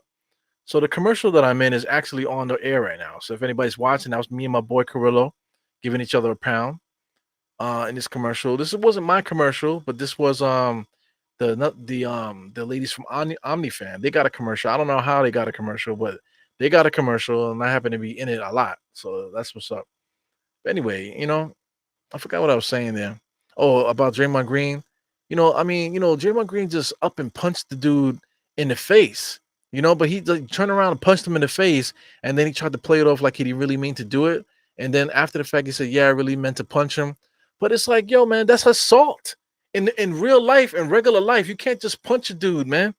If okay, back to the parks, right? If I'm in the park and I just come out and punch a dude, you know what I'm saying? First of all, you got to deal with fighting. You got to straight up fight somebody. You don't know what people got in the street. But you know what I'm saying? Like, if there's a police officer there, man, you could get the police officer. Yo, man, this guy just punched me. He assaulted me. I want to press charges. You're going to jail, fam. Or there's witnesses there. Yo, did he punch him? Did he punch you? Yeah, he did punch him. All right, man. Listen, man, I'm taking you in. You're under arrest. So how come that doesn't apply in the NBA? You get what I'm trying to say? Even if you're playing in a tournament, if you're playing in a legit tournament, tournament with referees and they got security, got police officers there and all that stuff. for the crowd and stuff. If you're in the game and like you're just wilding out and you're just punching dudes for no reason in the game, the police could get involved. You can get escorted out the game. You know, it's not just oh, just give them a foul or just give them a technical foul, handle that internally, or just this, that, and the other. Like, just let them be a professional. It's crazy, man. You got a freaking Draymond's acting like a psychopath. Like he has like a lot of track work, of him doing wild shit. Remember he stepped on Sabonis's chest? Like he literally stomped on his chest and then jumped over him. You know what I'm saying? So I mean, what if he broke his ribs, collapsed his lungs, and then what if Sabonis started choking on his own blood and died on the court off of what Draymond did? Also, to that punch, I mean, it can happen. I'm not. Don't tell me that I sound like an asshole. I sound like a bitch myself. What if Draymond turns around and just punches a dude, and knocks him out? Let's say if he punches him, knocks him out, and then he falls to the floor, hits his head, and goes into a seizure and dies. Then what do you do? Then it's just like, oh, the Draymond just needs to get a common foul, or nah, he shouldn't get suspended. Though the suspension is too long. He's out of control. He's not doing basketball moves. It's one thing guys get into a scuffle, they argue and they start fighting on the basketball court because of what is happening in the game, the action of the game. That's a little bit different. But somebody's just doing shit unsolicited, not just punching dudes and stepping on dudes for no reason, for apparent no reason, dragging guys, choking them, and dragging them the length of the court, people are telling them to stop. And he wasn't even fighting them. It's one thing if Draymond was fighting Goldberg and then he started choking him, then I understand because they were fighting. But Goldberg was trying to break up something that was happening, and then Draymond comes behind Goldberg and just starts choking him and dragging him down the court. So I mean, what part of the game is that basketball? When is that basketball? You know what I'm saying? And somebody keeps consistently doing shit like this, then you need to get counseling. Because I mean, the NBA is a business. So if Draymond keeps it up and actually does hurt somebody to the point where he puts them in the hospital or accidentally kills them, with some of the things that he does, then the NBA, they're gonna look at the NBA as like, why didn't you do something about this guy? Because he's been known for it. You know what I'm saying? That nobody's talking about that. Everybody just, oh, I agree with that. Yeah, man. You don't need to get suspended. That's bullshit. Back in the 80s, you used to do that. Bill Laimbeer, man, fuck that. You know what I'm saying? At least Bill Laimbeer was playing basketball. Draymond is not playing basketball. If Jordan came down the lane and Bill Laimbeer punched him in the face, at least he came down the lane. He came down the lane right there. Draymond was setting post, just setting up in the post. Maybe Nurkic was squeezing him a little bit on the hip, but it wasn't really anything, going on at the time that was crazy like that. And then Draymond just turned around and just punches him. Like, what the fuck? I mean, that's my little rant with that, man. But I just don't understand what the way people view stuff. Like basketball, like all the rules of society is just out the window when it comes to sports. Oh, when it's in between those lines, yeah, man. In between those lines, you can go to fucking jail too, man. You know what I'm saying? So it's like crazy. Like this basketball game is a job. So like if you're at your job and you get mad at a coworker and then you just like flip a table, you're going to jail, fam. You know what I'm saying? Like this dude in my job, he's a supervisor. So I mean, this is what happened. They were doing like a little like a safety talk in the beginning of the job. So during the safety talk, one of the guys was sitting down and he was basically showing his old ass. He's a fat guy. His shirt came out his pants and he was showing his butt crack. So one of the females was like, "Oh my god, man, cover that up, man, you fucking nasty motherfucker." So he interrupted the safety talk just and they started arguing. So then the supervisor that was giving the safety talk gets mad and punches one of the dividers and breaks it, causes a big commotion, and then he walks out the thing. But I mean, that's violent. That's something violent. He can get fired for that. If we all decided to write him up, he could have gotten fired right then. You know what I'm saying? But in the NBA, if something like that happens, oh come on, man, you guys are so pussy, this, that, and the other. You know what I'm saying? Like what are the checks and balances in sports? You know what I'm saying? When is enough with this bullshit? Like I'm not talking about guys fighting. If they get into the heat of the moment and start fighting, that's different. You know what I'm saying? But guys just doing acts of violence unsolicited. You know what I'm saying? Like two guys are arguing with each other, and then you get mad and start breaking tables and breaking windows and stuff like that. You need to get the fuck out of here. You need to be fired, or you probably possibly need to be put in jail if it keeps happening. You know. So I mean that's my 2 cents on that situation, man. But we'll get into yeah, you just saw the commercial. Queen Latifah is in the building, yeah. So that's just my 2 cents on that Draymond Green situation, man. Ah, yeah, yeah. Yeah, Mill Media is super calm. I would love to meet her in person, man. You know, she seems real chill. Definitely got a lot of following now with her reels and shorts that she does. Definitely does a great job like that. Definitely did sound like a pedophile a little earlier, man. That was crazy, man. I could feel myself sounding like a fucking pedophile. Anyway, just trying to scroll down here to get to the end of these comments because these comments are definitely not coming in the way that they should. So yeah, so Amadi Finesse, even though I said everything that I said, I totally would take Draymond Green on the Knicks. Draymond Green is the backup power forward that we actually need right now. That would be dope. Yeah, somebody died in hockey. We mentioned it before too. Like Rudy Jonovich almost got killed off a punch back in the days. You know what I'm saying? So I mean, you gotta. I mean, who's protecting the players, man? Who's protecting them? This is not like a secret society where only rules the outside rules don't apply here, man. So it's just weird, man. So anyway, let's get into some halftime stuff.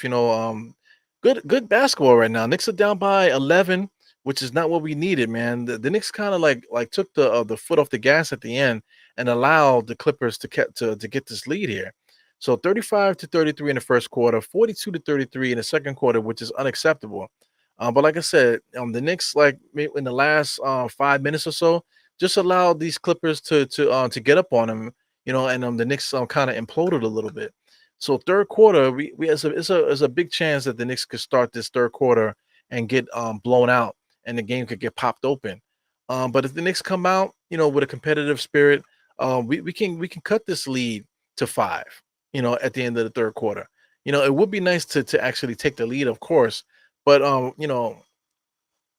strategy wise, man, if the Knicks can get this lead to at least 5 by the end of the third quarter, 5-4, then entering the fourth quarter, now you got a ball game, and then you can attack accordingly.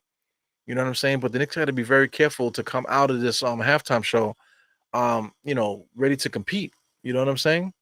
Ready to compete, ready to fight, because we're not going to be able to stop the Clippers right now, but we definitely gotta cut this lead down because we can't stop them in the first, second, or third quarter. But the Knicks, for some reason, seem to turn on that defense a little bit stronger in the fourth. So we can rest our hat on that because that's something that we've been doing consistently. So I like our chances doing that in the fourth quarter, but not so much in the third quarter. All right, so let's get into the game charts here. Shot charts for both teams. Look at the Knicks here. They're shooting 50%. The Clippers are shooting 52%. Clippers are getting most of the shots on one side of the court here.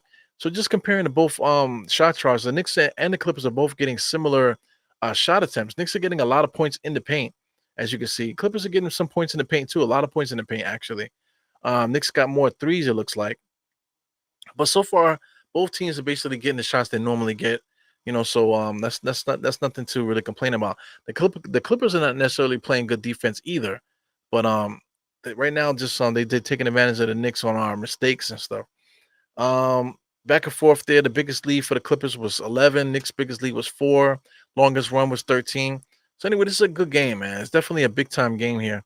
Right now, the Clippers are killing us 31-19. So, what I've been saying about Mitch Robinson that we don't need him because of rebounding. Now that doesn't make sense now because we've been getting killed on rebounds ever since Mitch Robinson's been hurt. So 31-19 is unacceptable. The Knicks usually destroy teams rebounding wise. Last year, when Mitch Robinson was hurt, 2 years ago when Mitch Robinson was hurt, we still were able to rebound well. You know what I'm saying? So it's not something that we definitely need Mitchell Robinson. We shouldn't need Mitchell Robinson because we've been able to hold down the rebounding throughout the years. You know what I'm saying? With Obi Toppin as the backup power forward, playing guys like Nerlens Noel and things like that, and we still were able to dominate on the boards every single year. So I don't know what's happening right now with the Knicks, man, but we definitely got to figure it out. 17 assists, so they got 31 rebounds and 17 assists in this first half. So that's crazy for the Knicks there. 4 steals, 4 blocks by the Clippers. Knicks got 5 turnovers to 2 Clippers turnovers.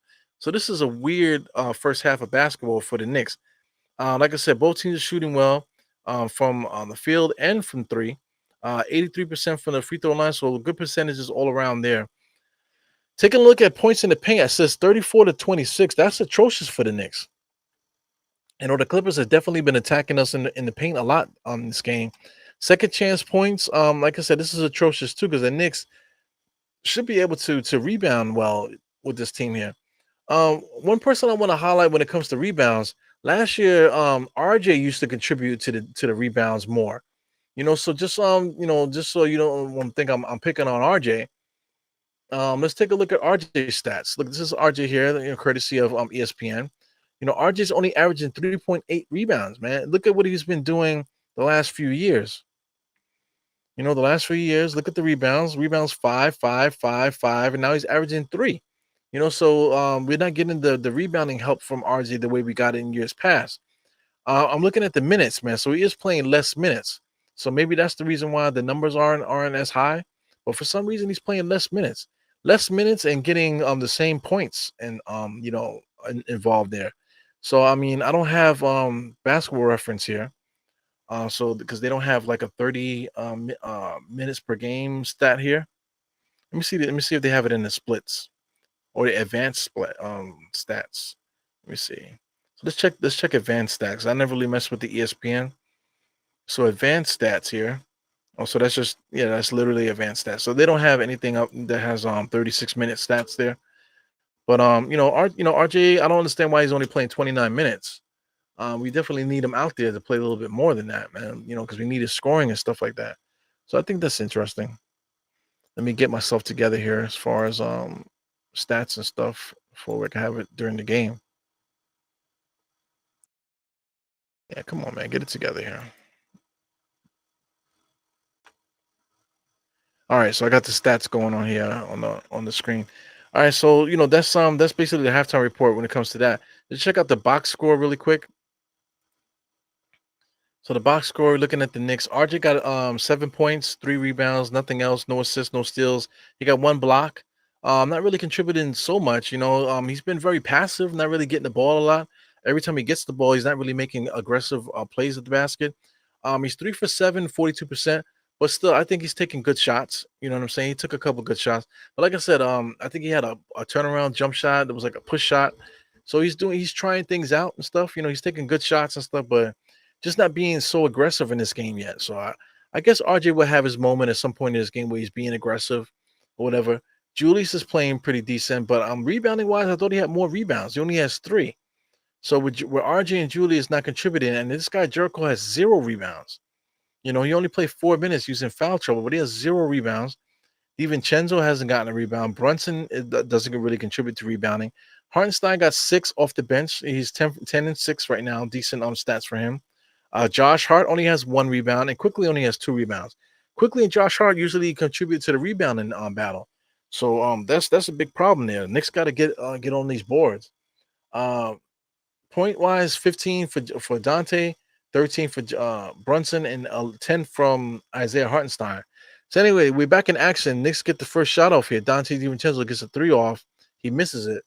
So like I said, starting off here, the Knicks definitely got to do a better job here of cleaning up all the mistakes from that first half, get the rebounds, move the ball, get everybody involved, get some points on the board, and try to cut this lead to 5 at least. Terrence Mann on the inside dumps it off to Zubac, was able to get in there for the dunk. So anyway, Nick starting his half not well here, allowing the Clippers to score first. Dante DiVincenzo gets it, looking like he's going to shoot it. He does. 3-point shot. He knocks that down. So DiVincenzo right now, he's 5 for 6 from 3, 18 points. So he's definitely doing his impersonation of the bum on the other team scoring a lot. So DiVincenzo is that guy today. 18 points, well above his season average there. Paul George with a nice little floating fadeaway there, knocks that down. Brunson bringing the ball across the timeline. 20 seconds on the shot clock. Gives it over to Jericho. Jericho to Julius. Julius just took like 2 steps without dribbling. Lord have mercy. RJ, foul line extended. Floater. It's good. So RJ needs to be a little bit more aggressive scoring the ball, man. I just don't get it. Nice little floater there, definitely, but not really aggressive there. Looked like he wanted to just pass it. But anyway, DiVincenzo's playing good defense on Harden. Kawhi pulls up and knocks down a three. Shit. So the Knicks are basically trading baskets with this team. We gotta get aggressive. Brunson comes around the screen there. He's trying to be aggressive, spinning and winning. Kicks it out to RJ. RJ gets another open shot, misses the three. Like I said, no energy. RJ doesn't have any energy, any pizzazz happening out there right now. Julius is picking up to guard Harden. Harden splits the defense, gets all the way to the basket, but they call a foul. So, it's crazy. It's crazy playing against these teams where they have such skilled players, man. How do you compete when you don't have the skilled players like that, but they have skilled players in excess? So it's crazy. So no, it's not a shooting foul. So the Clippers are getting it back. Clipper top of the key. Harden gets it over to Kawhi. Kawhi walks it inside. Nice little floater in the lane, but he misses that. Julius with the rebound. So Julius is pushing the ball up the court. I like the matchup between Julius and Kawhi. Seems like a decent matchup there.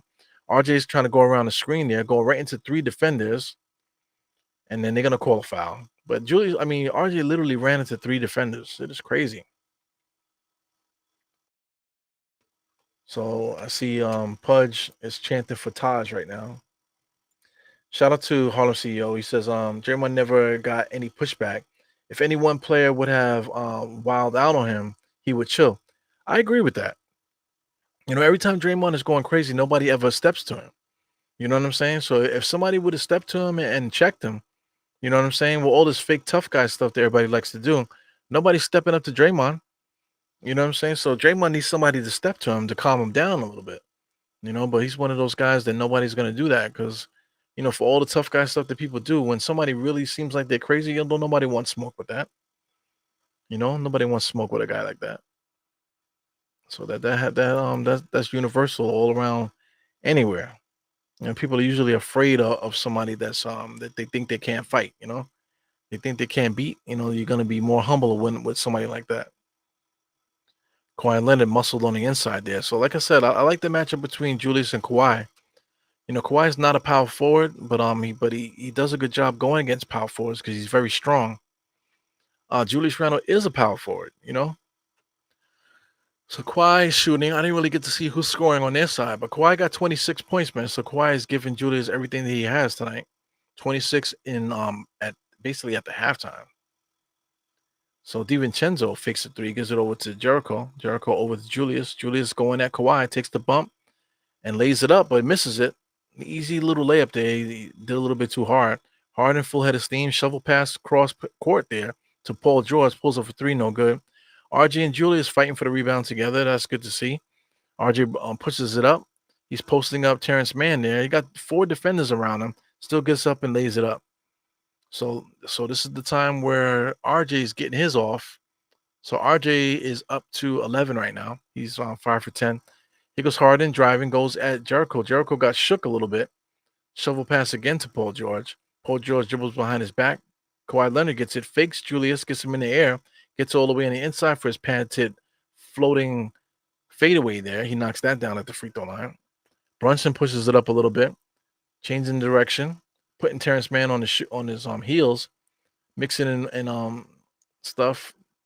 Jericho kicks it over to Julius. Julius misses another shot. Brunson fakes a 3, gives it over to RJ, almost a turnover there. RJ is probably going to launch that jump shot. Nope, he gives it over to Julius. Julius wasn't ready. Zubac with the steal. Here comes Harden. Harden made contact with DiVincenzo. They didn't call anything. Here goes Mann. Knicks got back on defense. Mann is driving on RJ. Fade away with his leg up. Misses that. Jericho with a rebound. Brunson pushing it up. Hair blown in the wind. Gives it over to RJ. RJ full head of steam all the way to the basket. He gets stripped, but he's going to get a foul. Unbelievable. Yeah, man. I was an advocate of trading RJ years ago. The beginning of the season was like, wow, is he really here? He gets hurt, has those migraines, and now he's back to RJ, back to regular RJ. He's taking better shots, I gotta say. He's definitely taking better shots, but RJ's still not that guy, man. The aggressiveness is not there.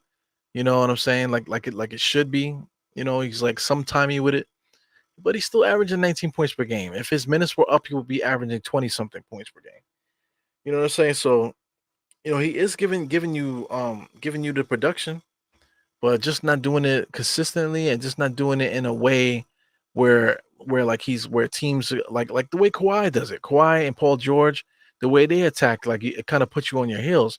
Well, RJ attacks, it's not really nothing special. RJ with a step back 3-point shot right in my face, so he's not really, you know, he's not when he scores and when he does stuff, it's not really like that punch. Right now, Paul George is doing his thing, dancing and prancing, looking to go one-on-one against RJ. So this is by design to go at RJ to force him to foul or to force him to get his confidence low. Because Paul George just crossed him up and just dribbled right to the glass there with a nice little layup. Julius now against Kawhi, he gets stolen there. Paul George was right there in the passing lanes. Paul George full head his thing, pulls up in transition. He might have traveled, knocked it down. So that's a 3-point shot, 94-78. So this is the opposite of what I expected to happen here. So the Knicks were already down by 11, but here we go in this third quarter, 17-12. So that's now a what's that, 16-point lead? Come on, man. This is not what I signed up for, man. It's already 12-13. We still probably got like another hour and 15 minutes of basketball to watch, man. So I mean, Knicks got to get it together. It's a timeout that should have happened already. But the Knicks got to regroup. I don't think we have the scoring. Julius is trying. He's 5 for 13, missing a lot of chippies. Right now Barrett has it going. Brunson is trying to get it going. He's 4-11. But if we didn't have DiVincenzo scoring what he was doing, if we didn't have Hartenstein scoring his 10 points, we would be in trouble. Right now, the Knicks need a substitution. So the Knicks gotta add some more firepower out there. Maybe even though DiVincenzo is leading us in scoring right now, we need some more guys that are aggressive to try to score. So maybe IQ needs to come in, slide RJ to the RJ's at the small forward already. Brunson's there, Sims is there. Maybe take Sims out, and put it quickly in there, and see if we can get some offense going here. Get some extra offense with IQ out there. So I don't know. Yeah, Sexton would be dope, man. I know you was talking about the last podcast. Sexton, coming off the bench, he's extremely aggressive. He gets down to play defense. I think Tom Thibodeau would love him. Shout out to State. Me and State, we used to say that when we were talking about Sexton. Me and State were the only guys talking about Sexton a few years ago. But Sexton, he would be perfect. Backup point guard to Julius Randle. I mean to not Julius Randle. To Brunson. Have him come off the bench where he can spot start sometimes. If Brunson is hurt a little bit, he can take a day off because we know we got Sexton. You know what I'm saying? But we don't have that guy. IQ is just not that guy. IQ is not us. IQ is a he's a guard, but he's not a point guard. He's more of a shooting guard. You know what I'm saying? He hasn't had that big scoring game that he had last year. Last year he was getting a lot of those. He actually got some starts too, man. So he played well as a starter too. This year things seem to be a little bit different. He tried to be aggressive starting the season, but that's tapered off big time, man. So I don't know what's going on with IQ. I don't know if he's hurt, nursing an injury or something like that, but he's definitely not as aggressive at it as he was before. But having Sexton on his team would definitely be cool. And having Sexton sounds crazy. You know what I'm saying? But let's hit the horn on that one. So anyway, this sucks, man. It's getting late, guys. Got 12-16. Knicks are down by a lot. See if the Knicks can cut into this lead. Shout out to. Let me see if I can get a refresh here because the Knicks have definitely scored, and I see a big time differential with my time and the game clock here. So let's start over. See if I can get a little bit closer. So I restarted it. So here we go. I'm at the 6-minute mark. That's kind of close. I'm about 20 seconds behind. On the inside, Terrence Mann gets a layup there. Jericho Sims inbounds to Brunson. I got 96 to 80 here. So the Knicks have to make stops somehow, and the Knicks got to put some numbers on the boards. Shout out to that. I made a short today with Brunson scoring 50 last night. Put numbers on the boards. Produced by Kanye. Perfect song for that. Harden crossing over. A lot of dribbling between the leg there. Goes around the screen. Julius is guarding him now. So Harden is probably going to do a step back. He picks up his dribble, though. Over to the corner for three. That is Paul George. Knocks down a three. Number 13. 99 to 82. DiVincenzo just launches it. He misses that. Julius jumped for the rebound there, but Paul George definitely fouled him. So Julius is going to get some free throws here. So to stop the clock and put some points on the board is exactly what the Knicks need right now. But right now this game is toast. But this was what happened last night. The Knicks were toasted in the third quarter, and entering the fourth quarter, it seemed like we had no chance to win. Somehow we came back, and next thing you know, we were in striking distance. And then next thing you know, we got the lead, and next thing you know, we're up by 20. So what the hell? So I mean, I doubt that can happen today. The Clippers have a lot of scorers. Right now, the Knicks are down by 20, man. So I did not sign up for this. I think Kawhi Leonard just shot a 3-point shot. So Kawhi Leonard has came through with the violence today. And that's my first yawn of the season. I haven't yawned all year. That's my first yawn of the season.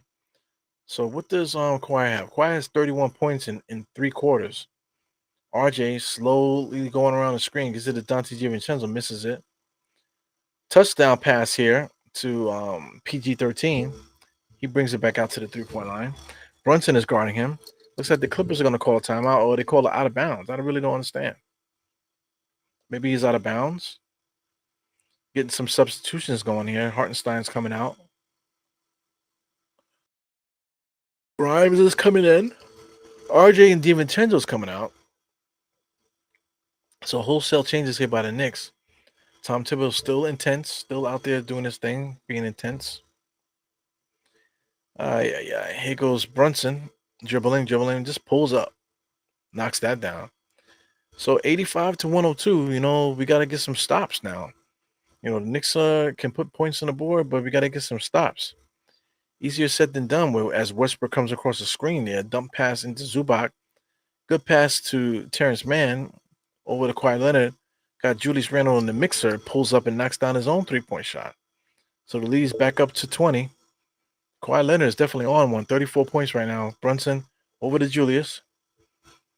He's trying to attack Kawhi.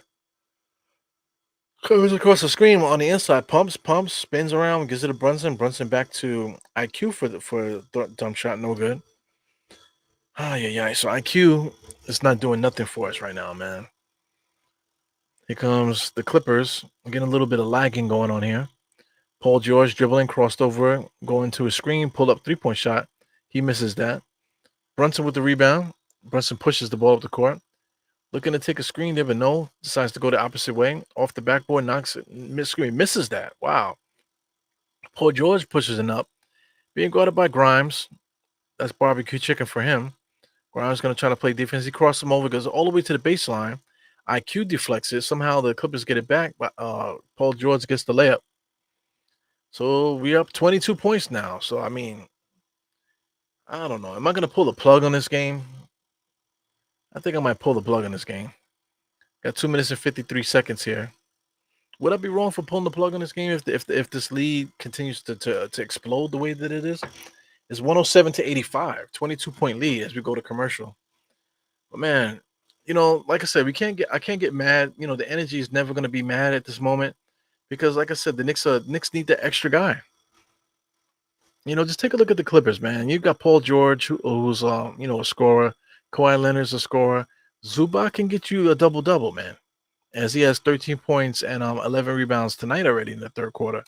James Harden, we know what he can do. Terrence Mann can also be a starter and score double figures every single night. Theis, given the opportunity, he can score too. Westbrook, you know what he is, the Mr. Triple-Double. He still can get triple-doubles, but they're just using him off the bench right now. This guy, Coffee, shout out to Coffee.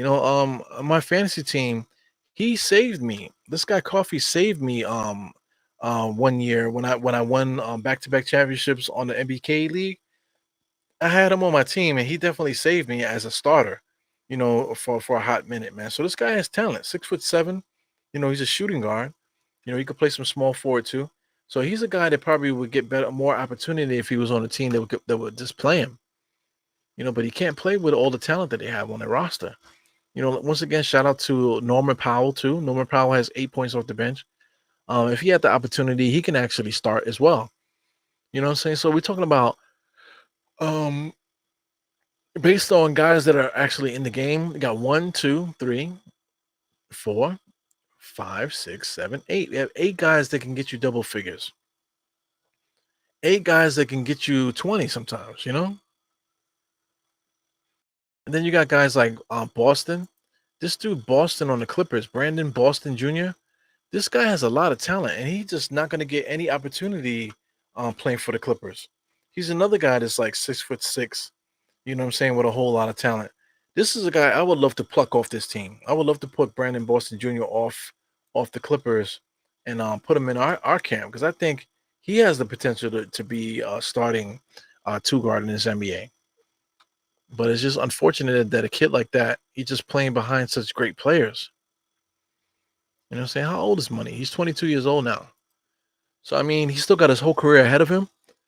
But like I said, playing for the Clippers, I don't know how a guy like that can keep his confidence and never get a chance to play.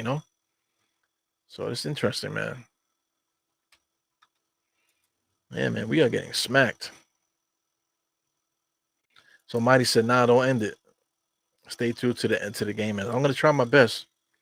So we got Jay Tucker in the place. We said, "Remember this back to back energy is gone."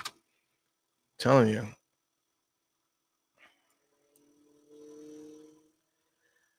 Yeah, man, this back-to-back stuff is for the birds, man. You would think that the NBA, because they try to make rules and stuff to extend the season to give players a little bit more of a break.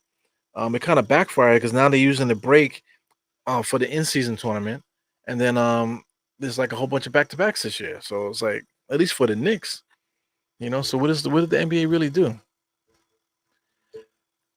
Ah, man, the Clippers are getting anything they want right now. Kawhi Leonard gets Julius in the air, misses everything. Here goes IQ full head of steam, gives it over to Grimes. Grimes flying like an eagle down the court there with a nice little right-handed layup. So that's what's going to get the Knicks buckets, man. We got to run on this team. Pick up the pace and start running. That's what we did the last game. Here goes Westbrook playing one-on-one here, basically with Brunson. Brunson, good defense. Got a hand on that ball there. So here comes the Knicks with a full head of steam. Julius, nice and easy, up and under. Gets a nice little rebound. He should get an and one. I believe the referees did call and one. So nice little run here by the Knicks. Julius definitely got to capitalize and score on this free throw. That would give us 92 to 107. That's what the Knicks need to do. So pushing the pace, just like we did last night. That's something that should be a weapon for us. Yeah. So hopefully the Knicks, Julius can knock his free throws down. Spoiler alert, he does. He gets that free throw. So that's 92. So I'm still behind. I'm behind by like 20 seconds. So it looks like the Knicks are going to get a stop, and then we're going to get a score. So shout out to Zubac, gives it over to Norman Powell. Norman Powell all the way to the basket, kicks it out, swing pass to Westbrook, off the front of the rim. Here comes the Knicks, full head of steam.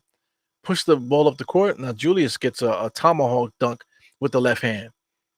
So that gives us 94 to 107. So the Knicks still got energy, as you can see. Went on a nice little mini run to cut the lead to still pretty high. Cut the lead to 13. So the Knicks were down by as much as 22. We cut the lead down to 13. Still an uphill battle. But like I said, it would be nice to cut the lead to 5, at least 5, before the end of this third quarter.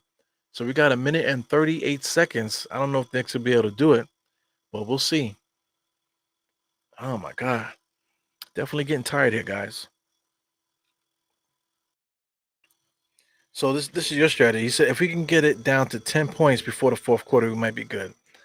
I don't know about that. I really think we need to cut it down to 5. But I get it. It's not enough time to get there. So cutting it at this point, cutting it below 10 would be ideal. I would love to get it to at least 5. But just cutting it to 10 and below, that's cooking with something, man. So, but we definitely can't start the fourth quarter being up by more than 10. So that's the assignment, I guess, right? Jay Tucker, we're basically saying the same shit, but that's the assignment. Cut this lead to below 10, like leave it like that. I would love to see a 5-point lead, but I don't think there's enough time for it. So anyway, here we go. 138 in the third quarter. Waiting for the referees to give the ball up here. Ooh, there goes the first big yawn of the season. Westbrook is walking the ball up the court, coming across the timeline pretty quick at 21 seconds. IQ's playing good defense, looking to get that steal. Kawhi Leonard has the ball. Julius playing tight on him. Kawhi Leonard, he's waiting to make his move. Gets to the baseline, spin, turnaround jump shot, and he knocks that down. So Kawhi Leonard's kicking ass, man. Kawhi Leonard basically got 40 right now. He only got 34. He's definitely pushing the envelope with the scoring. He got 36. Here goes Brunson coming across the timeline here, 22 seconds. Waiting. It's a lot of movement there. IQ is running around. Nobody's passing him the ball. Finally gets it to Julius.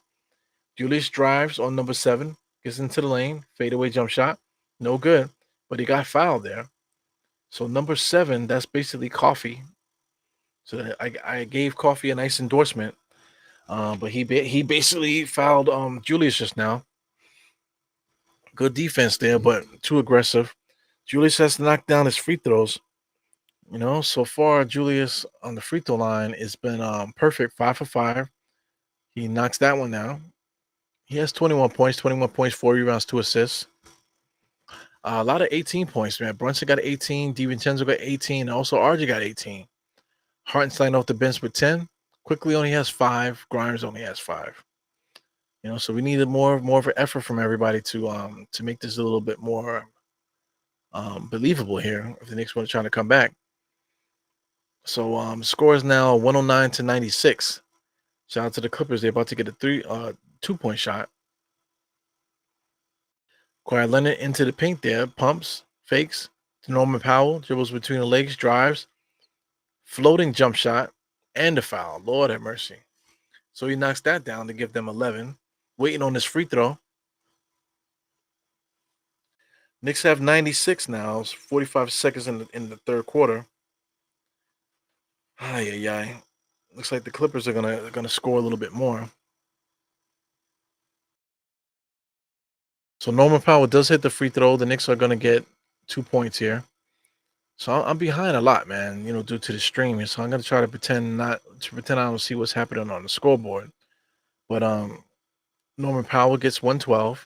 Here goes Brunson dribbling on the inside, pulls up foul line jump shot, no good. Gets his own rebound back, dribbles inside, floater, knocks it down. So that makes it 98. 19 seconds left, man. Let's see if we can get this 10-point lead for Tucker. Westbrook is dribbling. I'm at 29 seconds. So looks like the Clippers are going to score again because Westbrook posting up IQ, spin all the way to the basket, he lays it up. So that gives them the 114. So I got a draft coming from somewhere. I think my wife opened up the window, so I got to turn my fan off. Brunson comes across the timeline. Got 10 seconds left. Spoiler alert: nothing's going to happen here. Yeah, man. So this is not good, man. The Knicks are down by 16 here, entering the fourth quarter. It's going to take a miracle to win this game here. 37 points in the third. 42 in the second. Two atrocious. They're both of them was atrocious. Right now, the Knicks have been able to get 33, 33, and 32 in these third quarters. Let's see if we can get another 33, but then we have to cut their lead into the teens in order to win this game. So anyway, I don't know if it's possible against a team with this much firepower, but if the Knicks pounce on these guys defensively, it is possible because like I said, we've done it before. We absolutely have done it before. If I could check out a previous game, let me see if I can get the previous game, the one from last night. Knicks versus the last team we played. Let me see. Excuse me, wagging the tongue. in the camera, but definitely tired right now, guys. Phoenix. I'm taking a looking at this box score here against Phoenix. Get the quarter to quarter summary. Yeah, man. So that's what the Knicks have been doing against Phoenix. The Knicks won the first quarter 31-30, lost the second quarter 38-32. We won the third quarter 34-31. In the fourth quarter, we ended up getting 42-23. So that fourth quarter, there's something there with that. The fourth quarter. So hopefully, the Knicks can do some more of the same. Start scoring, push the ball and score, get up in the 40s, and basically stop these guys and make them only get 15 to 20 points. And only then will we be able to win this game.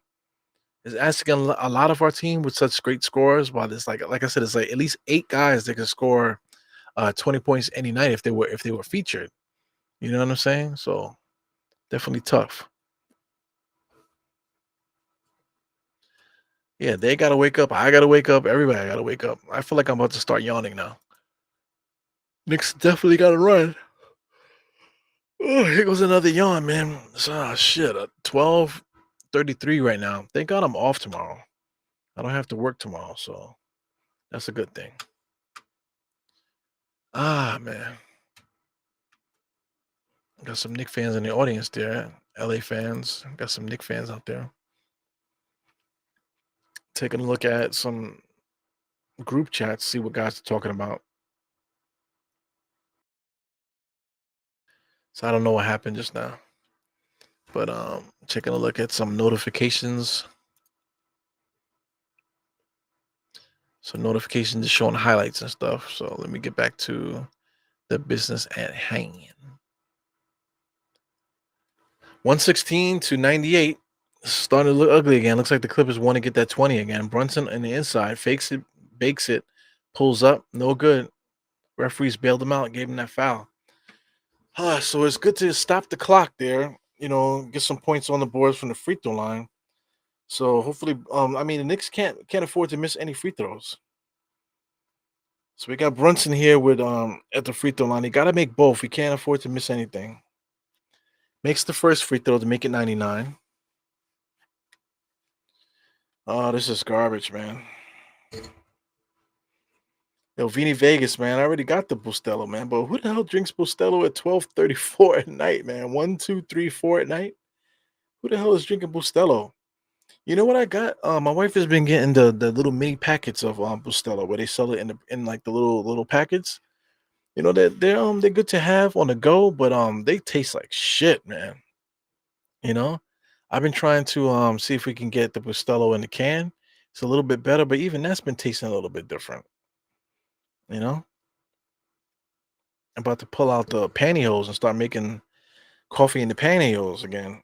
You know, shout out to my old school Puerto Ricans that know how to do that Bustelo in the pantyhose. 16-point lead by the Clippers. Then the Clippers are definitely eating up a lot of time trying to get a lot of running and off screen type action. This looks like to be almost a shot clock violation. Norman Powell gets it in there. Knicks make a stop. Hartenstein with the rebound.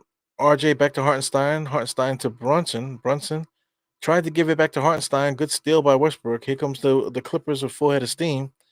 Paul George tries to make the shot there, loses it, but still gets the ball up on the rim for the layup.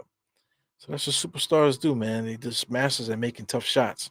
Knicks are down by 18. Every time the Knicks try to make something happen, we ended up losing the lead here. Brunson for three, just forced it. Hartenstein with the rebound. He gets snatched, no foul.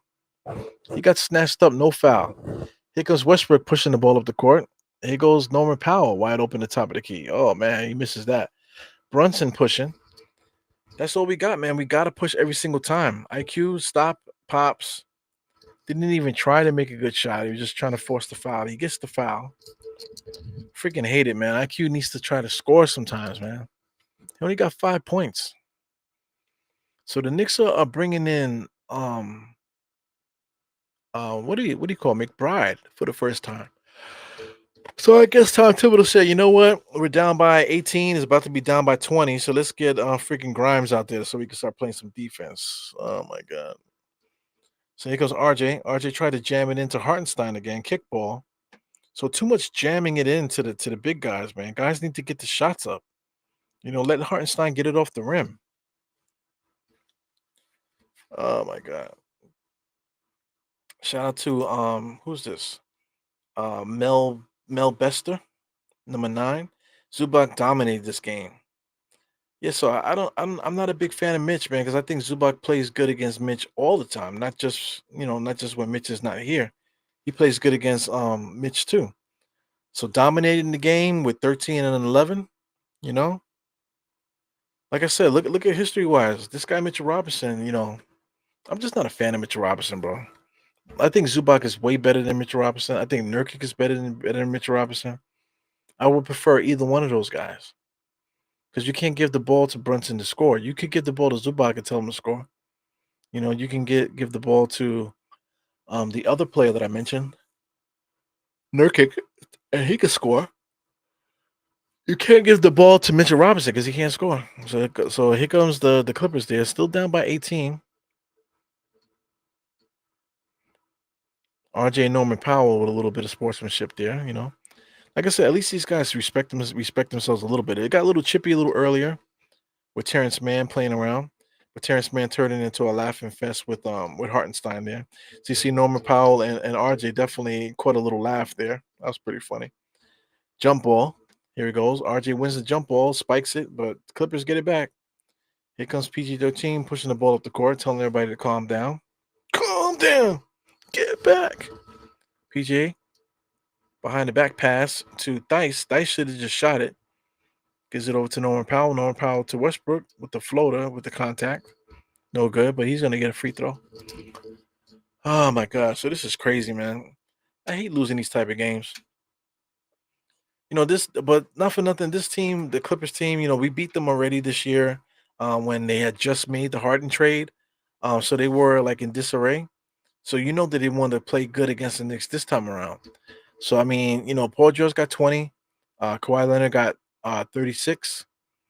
Harden only has 10, get 9 assists though, playing a good point guard for them today. Westbrook has 10 off the bench with 6 rebounds, 3 assists, so he's still doing his thing. 1, 2, 3, 4, 5, 6, 7 players in double figures on the Clippers, man. And they still got other guys like Dice.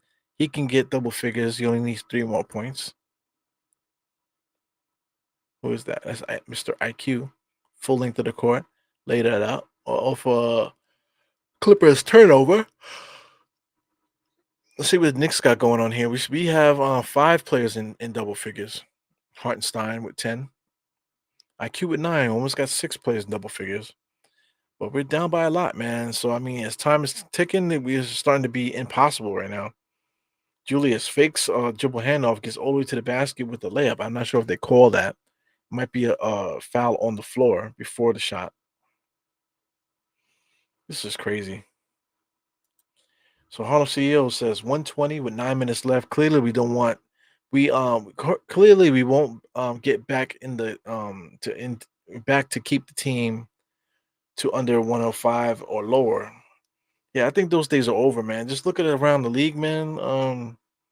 The Milwaukee Bucks scored 146 points in regulation today against Detroit. 146, and Detroit scored 116.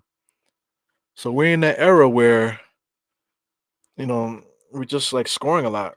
The 80s they had an era a point in time where they were scoring a lot in the 80s too. So there's nothing special happening right now. It's just that more 3-point shots. The pace is being picked up a little bit right now. Norman Powell hits a 3. 125, man. 125 to 104. So it's a 21-point lead. Julius dribbling, gives it over to RJ. Oh, Grimes. Grimes to Hartenstein. Over to IQ. IQ pulls up for 3. He misses that. Shout out to Hartenstein with the offensive rebound. Looking to give it to somebody. Gives it dribbles, all the way to the basket. Lays it up off the top of the glass there. So that's 106 to 25, man. Shit. Knicks are down by 19. This shit is crazy. What are we gonna do here to win this game? It's gonna be tough. Can we cut it? I don't know. Oh yeah. Harden has it at the top of the key now. Being guarded by McBride. Comes across the screen. McBride fights through it. But he got called for a foul, so Harden's gonna get some free throws, man. Shit sucks. I'm a soldier, man. You know, we all soldiers up here. We getting smacked by 20, and nobody said, "All right, time for bed." Cue the SpongeBob meme, right? All right, I'm gonna head out. I'm definitely tired right now, man. I'm definitely fighting. I'm on fumes. Zubac dribble handoff to Paul Pierce, stolen by Grimes. Grimes tried to lead past it to RJ. They pushed him out of bounds, but he saved it, gives it to IQ. RJ comes right back in, being guarded by Norman Powell. There. Spins on Norman. Dribble, dribble. Oh, wow. He got his feet swept from underneath him. So he lost his footing. It's going to be Knicks ball still. Looks like, did they call a foul or is this going to be on the floor? So it's definitely not a shooting foul. Adios mio. Gotta give me something to drink. My freaking mouth is dry as fuck. I was looking at this. I'm trying to see how the hell RJ. Oh, RJ got his foot stuck, but then he just loses his footing. So I just think he just lost his footing. Everything is all good. So Knicks didn't get a foul. Knicks inbounds. RJ over to IQ. IQ is crossing over. Goes over a screen there. He probably should have shot it, but he kicks it back out for a 3-point shot. Hartenstein with another offensive rebound. IQ, he should be taking this screen that he goes underneath it, all the way into the paint, wasting his energy. Top of the key, they're gonna call a travel, I believe, on IQ. Sheesh. Man, we are riding this one out, man. Shit, for real. This game definitely is hard to watch. It's sad because the Knicks were competing in the first half, but to see them piss away the lead like this, and now it's down to 19 again. This sucks, man. It sucks to see our team struggling like this. You said when it was like a child farmer, it's like when a child farmer realizes her pet chicken is dinner.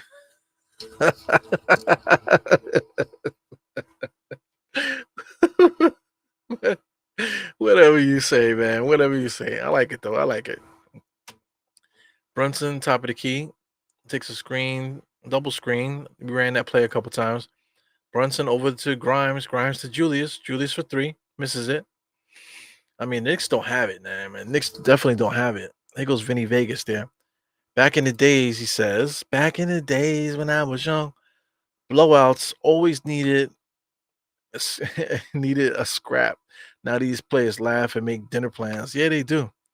Yeah, definitely. Back in the days, if we were getting blown up, let's say Phil Jackson with a blues whistle, he would have went like that, and then JoJo English would have came into the game, and then next thing you know, we're having a brawl. You know what I'm saying? Shout out to Charlie Ward trying to take out PJ Brown's legs. Next thing you know, we're there in a brawl. You know? Shout out to the Phoenix Suns where Greg Anthony had a fight with Kevin Johnson. I'm surprised I didn't mention that. I should have mentioned that the last game when we played Cleveland when Kevin Johnson was in the audience. Greg Anthony had all the smoke with that rayon flower print shirt. Definitely on brand for that time for the was that the 80s? No, I think that was like the early 90s. That was definitely the early 90s. That's when I Want to Sex You Up was out, and guys used to wear those rayon shirts with the flower print. So he definitely put the pause on KJ with his dress clothes on. He's supposed to be hurt out there on the sideline fighting and stuff in a freaking rayon shirt. Shit is crazy. Oh,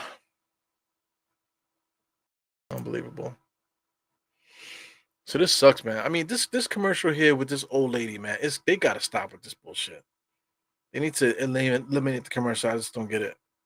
I just don't get it. It's like a bad 80, not the 80s, like a bad like 90s commercial, where they try to, yeah, man, yeah, sucker, just get that shot up. Come on, boy, let's go. Like whatever, man. Love that chicken for Popeyes, fucking borderline racist ass commercial. You know what I'm saying? Ah, yeah, yeah. What are we gonna do? 130 to 106. So what's the topic of conversation? I talked about podcasting a little bit earlier. Sometimes I get into the ladies, sometimes I get into other conversations. What do you guys want to talk about? If anybody's awake, I see a couple people still in the chat. Throw me out some questions, man. Let's talk some shit. Let's talk about something other than That I know is Christmas is coming, man. So what's a good Christmas gift? What do you guys want for Christmas? Me for Christmas, I want somebody to watch these damn kids. Somebody please come watch my kids, man, so me and my wife can go out on a date, man. That would be freaking awesome. You know? Shout out to Michelob Ultra. They actually have a good that's a good beer, Michelob Ultra. I haven't drank in a while. I'm not really into drinking like I used to, but it's good to see Nate Robinson in a Nick commercial there, on the MSG network. I think that's like really cool, you know, to see him in a beer commercial drinking beers for the Knicks is interesting too because we all know he has kidney failure. So I don't know if he can even have a beer, you know. So that's interesting. Here goes Grimes. Wow, Grimes comes around the screen and pulls up and almost airballs it. Shit. Shit. What are we doing? Yeah, man. Another good present is like a PlayStation. When you get like that system on Christmas, it's like, oh shit, we got that PlayStation. But I don't think my kids give a fuck about PlayStation. We got the old PlayStation. They stopped playing it. They're more playing the Nintendo Switch right now because it's a hand. It could be handheld, so that's dope. Is for the kids as far as that is concerned. For me, I want to play Spider Man. I want to play the new Grand Theft Auto. A couple other games too that I got my eyes on as far as PlayStation. You know what I'm saying? You know, but I don't know if I want to invest that $500 on the freaking PlayStation. 450. It didn't get down to 350 yet. So I'm like kind of like waiting for that system to drop down to 255. Well, I mean that's 255, but like 250, you know, and that should be enough. Yeah, man, I gotta fix my posture. I'm like sliding in this chair here. I think I'm just tired. I'm ready to get out of here. I cue over to Grimes. Grimes doesn't even try to, but he just pulls up and he knocks it down. So I mean, just a bad shot. 109 on 133. He had the baseline. He should have just drove baseline. I wonder if Tom Thibodeau's telling him that. You know, he just patted him on the butt. He patted him on the butt a little bit too nicely, man. That's weird, man. Just tapped him on the butt. Just kind of just tapped him on the butt like that. Fucking weird. Shout out to Harlem. He says, I was in shock to hear my son is buying his twin sis a PS5. Wow. So I mean, it's a big investment. They haven't really had a price drop in the PlayStation, so it's still like 450 for like the regular system. Um, what is it like 450, right? 450 for the regular system, $500 if you want to get like one of the specialty systems that have the game inside. So it is what it is, man. Check Cyberpunk. Okay, cool. Cyberpunk, it looks like a good game. You seen like I've seen walkthroughs and that type of thing. It seems like a really good game. Cyberpunk, it kind of reminds me of what do you call what's that shit called with Harrison Ford? Lord have mercy. I'm too tired to remember, but Harrison Ford, I gotta know, man. What is it called? Blade Runner. There you go, Blade Runner. So it reminds me of Blade Runner. Like a modern day style of Blade Runner. I'm not really a gamer. I used to be. When you're younger, you get to play video games more than normal human beings because you don't have no responsibilities. Got a lot of responsibilities, man. But I love a good game, man. So I tried to play some of these zombie games. Didn't really work out too well. I'm still playing Apex Legends. I like to play that. I haven't played that in a while though. I'm not really good at it either, to tell you the truth. I just enjoy playing that game. Grand Theft Auto, the new one I want to try because that Grand Theft Auto 5 had a long run. You know what I'm saying? Playing online play and stuff like that. So I'm looking forward to seeing what's going on with PlayStation with the Grand Theft Auto 6. I really want that Spider-Man game, to tell you the truth. I really enjoy the Spider-Man games. They really put together a good game. Looks like a compelling story. You get to play as Venom, get to play as Miles and Spider-Man in the same game. So that's interesting. A couple other games I'm interested to, man. But I'm not really into gaming because I just don't have time to game. Shout out to your son though, man. That's dope. Siblings are close and stuff, buying themselves like huge presents and stuff with their own money. It's incredible. Yeah, Madden is always fun. I like playing Madden against people that played football, because people that play football think they know every fucking thing. So I enjoy beating people that think just because they play football they're gonna be better at Madden than you. You know, but it's a video game, so there's always like a way to play it, a method to play a game. Oh my god! And so Tucker said, "Yeah, me too." And this game is done. Yeah, man, this game is fucking done. I have no more energy, man. It's 4 minutes and 40 seconds right now. Right now, I'm just basically hanging out with you guys. You know, basically hanging out. So yeah, man, what do you guys want for Christmas, man? Your wives and everybody's not paying attention. They're not in the chat listening.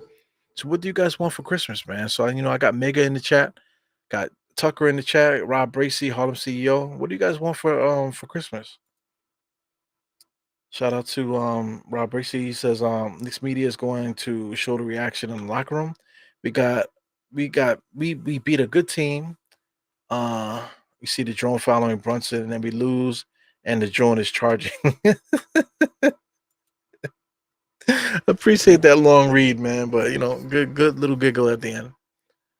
But definitely a difference between last game and this one, man. The Knicks are just throwing up brick after brick in the second half. The opposite of what we expected what we needed to happen, 24-11 in the fourth quarter. If it was opposite, the Knicks would be able to be, in the game at least. We could still fight towards the end. But like right now, 3 minutes and 30 seconds, this time is going slow. Steam is this time. I said dance. Oh my god, this time is going mighty slow. As RJ comes across the no, excuse me, that's Jeffries there. Shout out to some fans that keep throwing Jaquan Jeffries in trades. Like, you know what I'm saying? Nobody wants Jeffries. He don't play. The thing is, like, since we do have Jeffries and Jeffries can play, we know what type of player he is.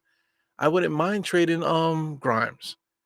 Trade Grimes. We already have somebody on the bench that could replace him. Even guys in the rotation could replace Grimes. There's no reason for you to play Grimes. But if you're gonna play Grimes and you're gonna invest some time into him, then you need to make trades, man, because get these guys some minutes, man.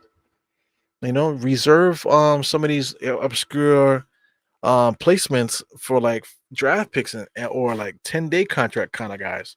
You know what I'm saying? Make trades, have and let's get this guy McBride some minutes. So the Clippers are still launching shots. 140 to 109, man. The Knicks are getting clobbered. 30-point lead? What the fuck am I watching? 111 to 41. What are we watching right now? I can't believe the Knicks are losing by 30. This is crazy. I feel like the Knicks need to give all content creators, everybody in the chats, give everybody like $100 for Christmas, man. So I know I did ask you guys what do you want for Christmas, right? So Junker says, he says, man, I really don't know what I want for Christmas right now. Yeah, more than anything, like I said, I legit would love somebody, at least somebody in my family, not anybody. Come watch these damn kids so me and my wife can go on a date. You know what I'm saying? I would love to hang out with my wife and do some grown up stuff with each other for a little while, just for a couple hours. Not asking for no overnight, even though that would be nice too. But give me some. Come and take these damn kids and let me and my wife go enjoy some time with each other. Yeah, peace of mind is also good too, man.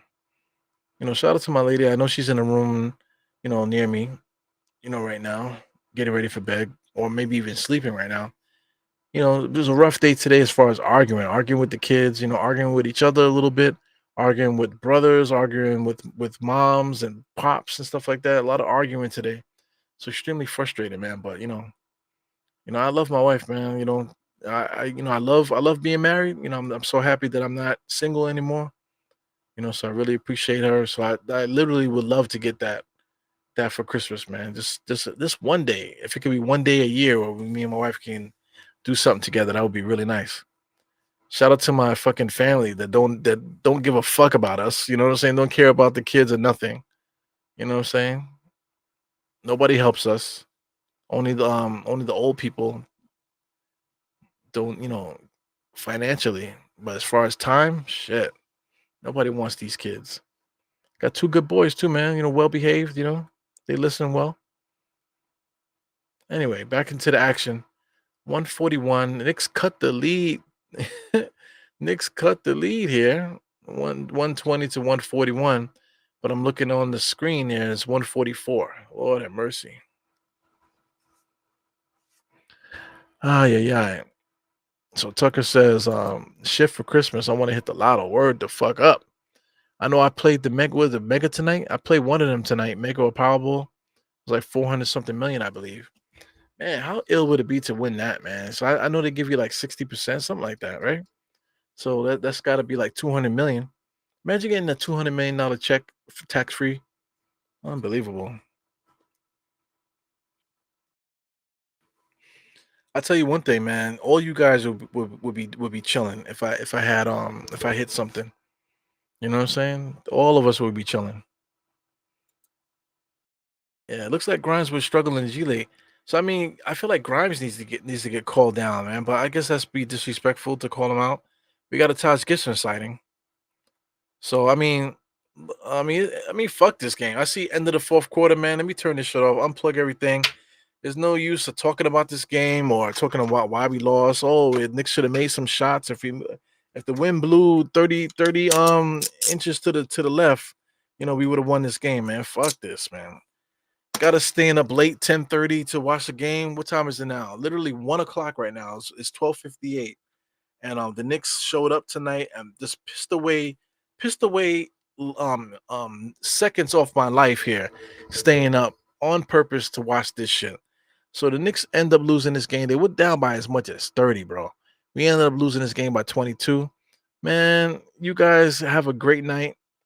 Let me see. Family in this generation don't care about nothing. Word up. Yo, back in the days, we used to be with grandma, fam. I don't know. Most black people and Spanish people basically have the same life. We were with our grandparents most of the time, and they were taking care of all of the cousins, making sure we ate and everything. And our parents were out there smoking crack and we were doing whatever they were doing during the crack era in the 80s. Smoking crack, freebasing and doing whatever they were doing while the grandparents were taking care of the kids. You know what I'm saying? Doing those little moments in time. You know what I'm saying? So I mean, grandparents used to be grandparents. They weren't trying to get into the club and they weren't trying to get BBLs and clapping their butt cheeks and shit for Instagram. At 60 years old. You know what I'm saying? They weren't doing that. They were in the house. Big mama. You know what I'm saying? Rocking the moo taking care of the damn grandkids, man. You know, that shit is crazy. Yeah, absolutely, dear loss, man. I'm actually about to go to help my mom and my sister move. You know what I'm saying? But I wish they would help us with these damn kids sometimes. Shit is crazy. So anyway, I love my kids too, man. I love to spend time with my kids, but sometimes you need a break. The kids need a break from us too. Damn, I mean, Rob Bracy want me to give the kids cough syrup. God damn, drug them kids, man. Fuck them kids.